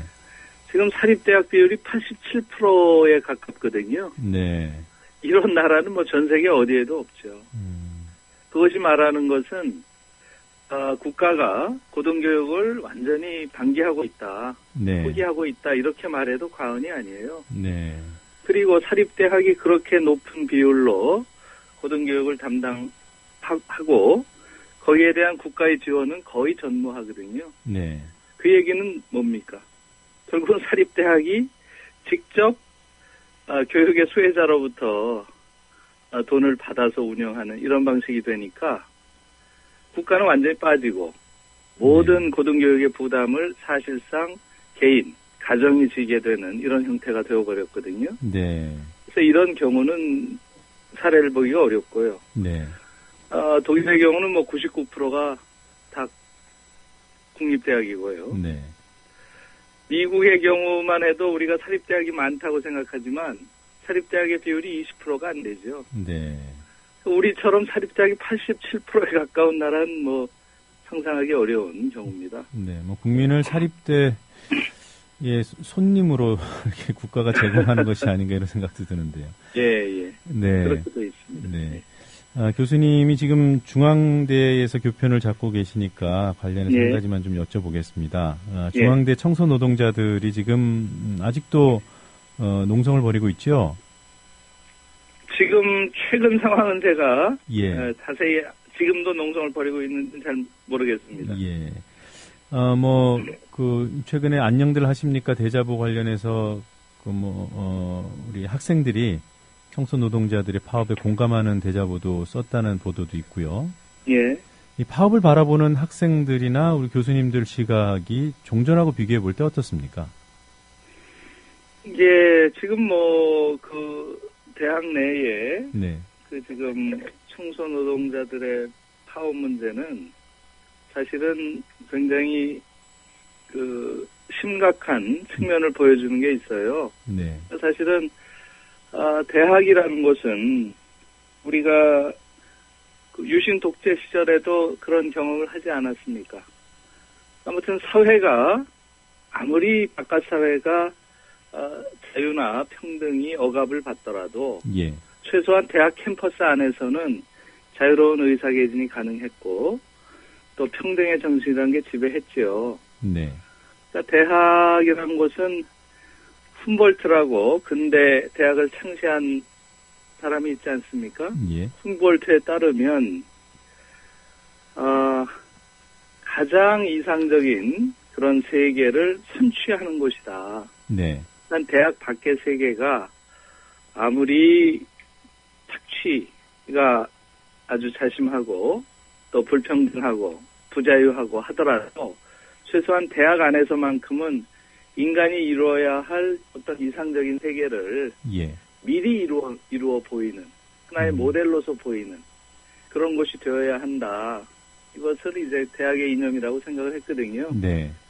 근데 오늘날 대학을 보면 과연 그런 것인지 오히려 대학이 일반 사회보다도 더 끔찍한 일을 자행하는 경우가 너무 많아요.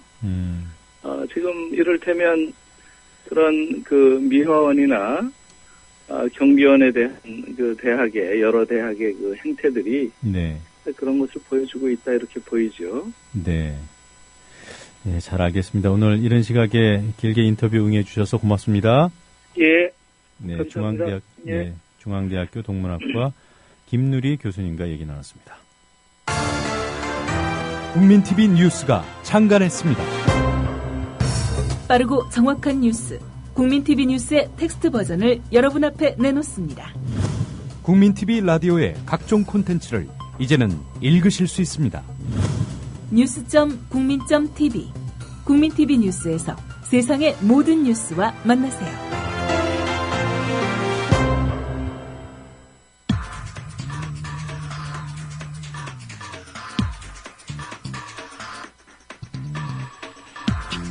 소리로 듣는 시사만평, 새로운 시사 풍자 프로그램 시사 에너그램 공갈입니다. 오늘은 대통령을 누님으로 부른다는 새누리당 원내 수석 부대표 윤상현 의원의 발언을 에너그램 상자 공갈통에 넣어보겠습니다. 어제 경찰이 철도노조 파업 지도부 검거를 하겠다며 민주노총 본부에 진입한 사건을 두고 윤상현 의원이 한 말입니다. 들어보겠습니다. 시민의 발을 볼모로 한 불법 파업입니다. 법과 원칙에 입각해서 공권력을 투입하는 것은 시민의 권익보호를 위해서 당연하다. 노사 교섭이 있었고 조정 절차를 거쳤고 필수 공익사업장이 지켜야 할 파업의 제약도 따르고 있는 철도 파업을 일방적으로 불법이라고 주장한 것도 모자라서 오히려 불법 논란이 불거지고 있는 공권력 투입은 시민 권익 보호라고 합니다. 이 발언을 공갈통에 넣고 음절 순서를 바꿔보겠습니다. 이번에 행사된 공권력의 본질을 공갈통은 이렇게 짚어냈습니다. 들어보시겠습니다. 카카, 업보에서 시발한 호로 공권력을 불법 투입. 입법의 원칙과 권익을 민의를 위해 하는 것입니다. 서민은 볼모다. 당연해. 시파. 카카 업보에서 시발한 그러니까 비롯된 호로 공권력을 불법 투입해 입법의 원칙과 권익, 민의를 위해 했다고 보고 있습니다. 서민은 볼모다라는 말로 마무리를 지었습니다. 원문과 에너그램 문장 이어서 들어보시죠. 시사 에너그램 공갈이었습니다. 시민의 발을 볼모로 한 불법 파업입니다. 법과 원칙에 입각해서 공권력을 투입하는 것은 시민의 권익보호를 위해서 당연하다. 카카, 업보에서 시발한 호로 공권력을 불법 투입. 입법의 원칙과 권익을 민의를 위해 하는 것입니다. 서민은 볼모다. 당연해. 시파.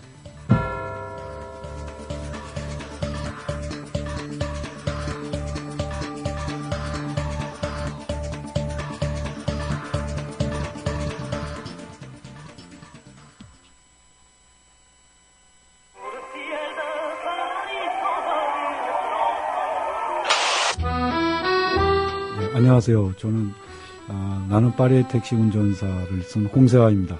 잘 아시는 바와 같이 지금 신문도 그렇고 방송도 그렇고 사익 추구 집단에 의해서 지배당하고 있는 이런 상황에 국민들 스스로가 방송을 만들어서 그것은 결국 이 민주주의 실현에 있어서 가장 중요한 그 길 중에 하나라고 생각합니다.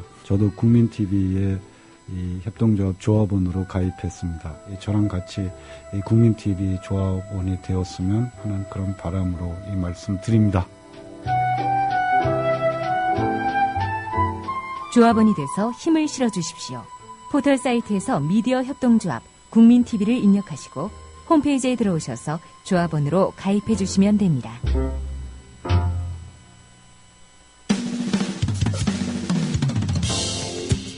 지금 여러분께서는 YTN 해직기자 노정면이 진행하는 국민TV 라디오 노정면의 뉴스바를 듣고 계십니다. 가짜 특종이 판치는 언론 환경에서 진짜 특종의 의미를 함께 생각해보는 특종의 진수 시간입니다.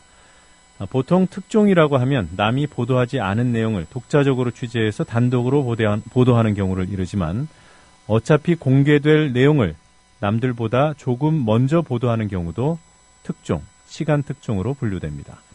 어제 경찰이 민주노총 본부에 진입한 사건도 언론사들끼리는 방송과 인터넷을 통해 새로운 상황을 속보로 앞다퉈 보도하면서 특종 경쟁을 벌였습니다.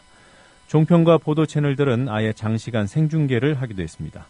이러한 특종 경쟁이 어떤 의미가 있는지 또 어떤 보도를 어제 했는지 살펴보도록 하겠습니다. 미디어스 김한 기자 나와 계십니다. 안녕하세요. 네, 안녕하세요. 자, 먼저 저희가 이번 사안을 보도를 했습니다만 김 기자께서 간단히 어제 상황 한 번 더 정리해 주실까요? 네, 경찰이 어제자로 14일째 파업 중이던 철도노조 집행부를 연행하겠다며 민주노총 건물에 강제 침입을 시도하면서 격렬한 충돌이 벌어졌습니다. 그래서 대략 작전은 8시간 이상 이어졌는데요. 경찰의 민주노총 본부 강제 진입은 1995년 민주노총 설립 이래 최초의 일입니다.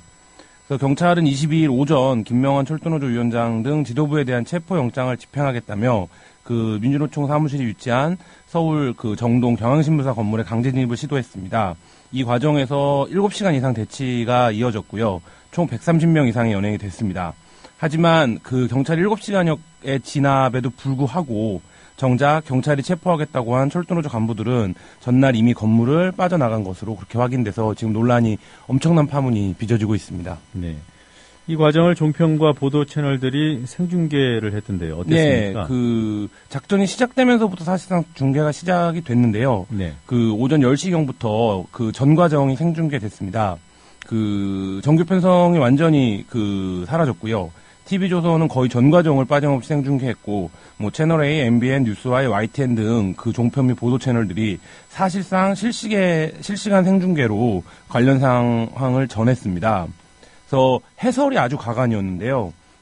TV조선에 출연하는 패널은 저런 작전은 우리가 용산 참사에서도 봤지만 어두워지기 전에 속전속결로 끝냈어야 한다. 이런 멘트를 하기도 했고요. YTN 생방송 스튜디오에 출연한 황태순 씨는 정부 입장을 일방적으로 대변하는 멘트를 해서 SNS에서 지속적으로 빈축을 샀습니다. 제일 과간은 새누리당 윤상현 대변인이라고 할 수 있는데요. 네.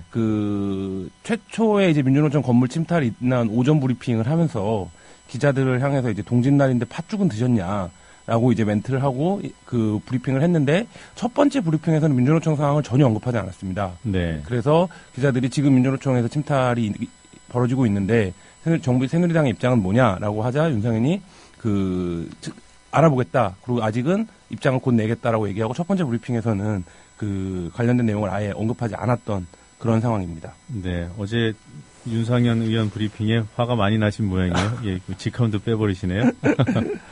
시청자들 반응은 어땠습니까? 이제 언론, 제가 이제 아무래도 매체평지 기자다 보니까 타임라인에 언론 쪽 일을 하시는 분들이 많은데요. TV를 부숴버리고 싶었다가 제일 화끈한 반응이었고, 제일 이제 많은 사람들의 공감을 얻은 표현이었던 것 같습니다. 일단 종편이 그 상황을 생중계하는 것이 옳으냐 그러냐 이것은 이제 시각에 따라서 판단의 결을 좀 달리할 수 있을 것 같은데요.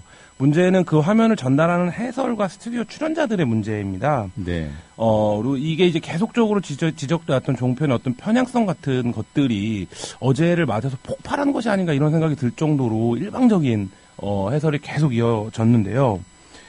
한 언론 관계자는 이게 무슨 종편을 위한 일요 버라이어티 예능이냐 이런 반응을 내놓기도 했습니다. 네. 글쎄요, 중요한 보도임에는 분명한데 그것을 흥미 위주로 뭐 속칭 그 언론계에서 그러거든요. 그림된다라는 네. 표현을 쓰는데 뭐 긴박한 현장 상황이 그대로 시시각각 화면으로 들어오기 때문에 보도하는 입장에서는 잘못하면 흥분할 수도 있고요, 스스로. 그렇죠. 일정한 어떤 편향성을 갖게 되면 거기에 편승해서 뭐 한쪽이 잘한다, 뭐 더 해야 된다, 뭐 이런 되게 스포츠 중계하듯이 할 수도 있는 거죠. 네. 뭐 어제가 전형적으로 이제 그랬는데 예를 들면 뭐 문이 뜯어지는 순간 같은 것을 이제 기다리고 있는 듯한 뭐 오한마로 치면 문이 부서지냐 안 부서지냐 이런 걸 스튜디오에서 논하고 네. 문이 넘어간다 사실 이제 그 중요한 게 문이 뜯어지고 넘어가고 이게 아니라 그 현장의 안전이라든지 실제로 어떤 영장의 문제라든지 뭐 이런 것들이 거론이 돼야 되는데 네. 사실 이제 그런 막 지금 이제 말씀하신 것처럼 전형적으로 이 사건을 스펙타클화해서 스포츠 중계인 것처럼 예를 들면 뭐 진입과 진입하지 않는 것이 어떤 그 자체로 목적인 것처럼 네. 뭐 이런 식의 시각을 보여줬다는 건 뭐 국내 언론사 방송사에 좀 굉장히 중요한 하루가 아니었나 뭐 이런 생각이 들 정도입니다. 네. 그 경찰 진입의 문제, 조금 전에 말씀하셨던 안전의 문제라든가 그리고 수색 영장이 없이 이루어진 작전이었잖아요. 네, 거기에 대한 불법성 논란 이런 문제점 지적은 없었나요? 네, 거의 그게 이제 오히려 본질적인 문제라고 보여지는데요. 지금 말씀하신 것처럼 경찰이 애초에 이제 체포영장과 압수수색 영장을 동시에 청구했는데 압수수색 영장이 기각된 상황이었습니다. 네. 그래서 이제 압수수색 영장이 기각된 상황에서 기본적으로 그 건물에 대한 그 진입을 시도하는 것이 적절한 것이냐 이거에 대한 이제 논란이 있을 수 있고요. 그 다음에 어떤 형법상의 법률주의 원칙 같은 것들이 공권력일수록 더 엄격하게 지켜져야 되는 거 아니겠습니까? 사실 이제 그런 부분들까지 포함해서 뉴스의 어떤 그 해설과 비판 기능이 작동했어야 된다고 보는데 그 오후 정도까지는 관련된 내용들이 거의 언급이 되지 않았습니다. 그래서 그 민주노총에 진입해서 그 철도노조 집행부를 잡아야 된다. 이 단선적인 회로 위해서 쫓아갔고요. 그리고 언론들이 엄청나게 이제 보도에 가세를 하고 관련 사진들이 지금 이제 말씀하신 것처럼 시간차 특종으로 계속적으로 쏟아지면서 뭐 압수수색 영장이 기각됐었다더라.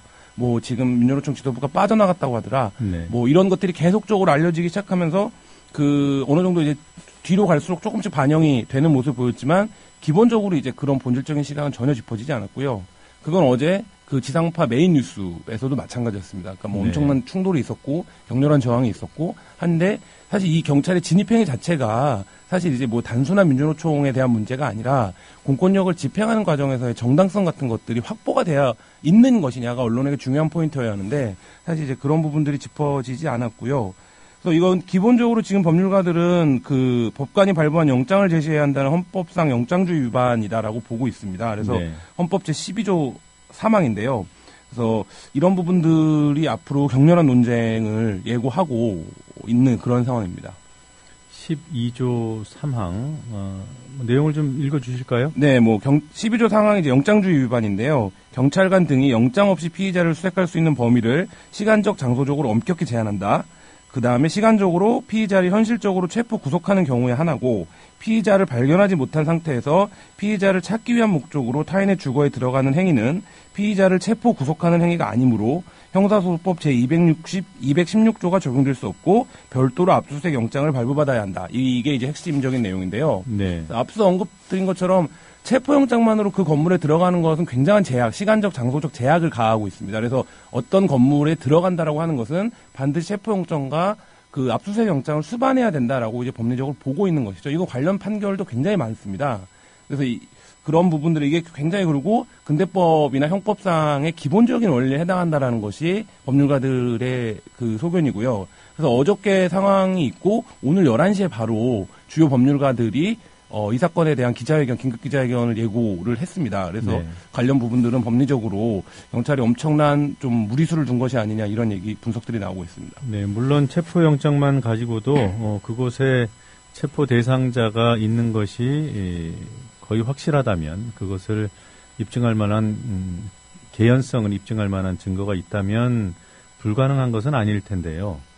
지금 결과적으로 그 당시에 없었던 것이 네. 확인이 되고 있기 때문에 지금 경찰 입장이 매우 공공해진 것 같습니다. 그리고 또 한 가지 짚어야 할 것은 그 건물이 언론사 건물이라는 점입니다. 네. 그래서 민주노총이 입주해 있는 건물이 지금 경향신문 건물인데요.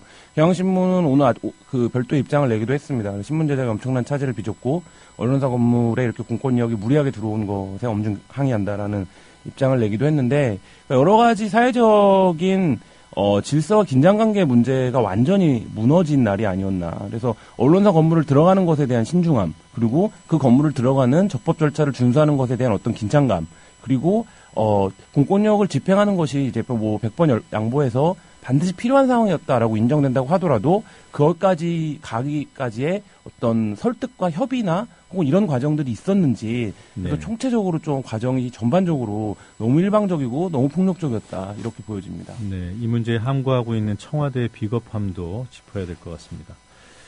뭐 보도를 하는 주체가 뭐 보도 내용을 어찌하든 이 부분과는 좀 무관하게요. 이런 현장에 있는 사안 같은 경우에는 보도 자체가, 생중계 자체가 기록의 의미를 갖지 않습니까? 네, 그렇습니다. 그래서 이제 조금 더 정리가 필요하긴 할 텐데요. 종편들이 낱낱이 현장을 생중계한 것이 종편이 우호적인 이 정부와 이 권력에 득이 됐을까는 좀 따져봐야 되는 문제입니다. 지금 말씀하신 기록의 의미인데요. 특히 지금은 어떤 방송이라고 하는 단일 매체가 이렇게 압도하는 매체 환경이 아니라 여러 가지 매체가 경합하는 형태의 매체 환경이기 때문에 대부분의 뭐 SNS의 반응들도 보면 화면은 이제 종편 등으로 실시간 책으로 보면서 그거에 대한 반응은 SNS라든지 현장에 있는 사람들이 날리는 어떤 멘션으로 확인을 하는 네. 뭐 이런 형태의 멀티한 시청들이 일반적인 형태로 이제 타임라인에 이어졌습니다.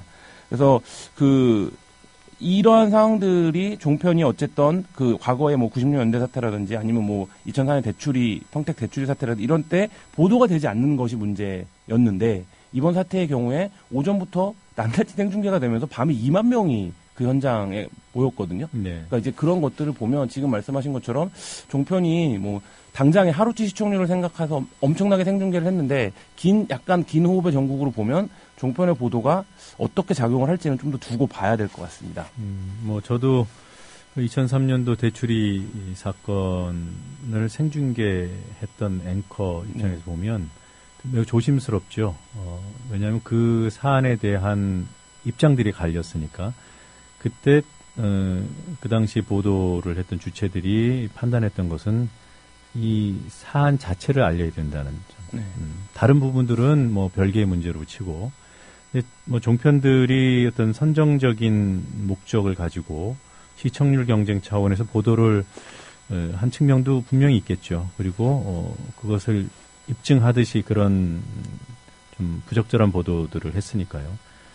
그런데 이미 우리 김 기자 짚어주신 대로 우리 시청자들이 다양한 플랫폼을 통해서 보도의 정보들을 취합하고, 근데 그럴 때 가장 부족한 것이 현장 화면들이었거든요. 그렇죠. 네. 예를 들면 뭐 서울광장에서 촛불 집회가 열려도 아무도 보도하지 않으면 뭐 확인할 길이 없잖아요. 현장에 가지 않는 네, 이상은. 그렇습니다. 그런 점에서 종편 보도가 무의미했다고 보이지는 않고요. 네, 다만 이럴 때 제가 언론인으로서 일종의 전문가로서 청취자 여러분들께 추천을 하자면 종편 보도 이런 생중계 소리를 죽이고 시청해 주시기 바랍니다.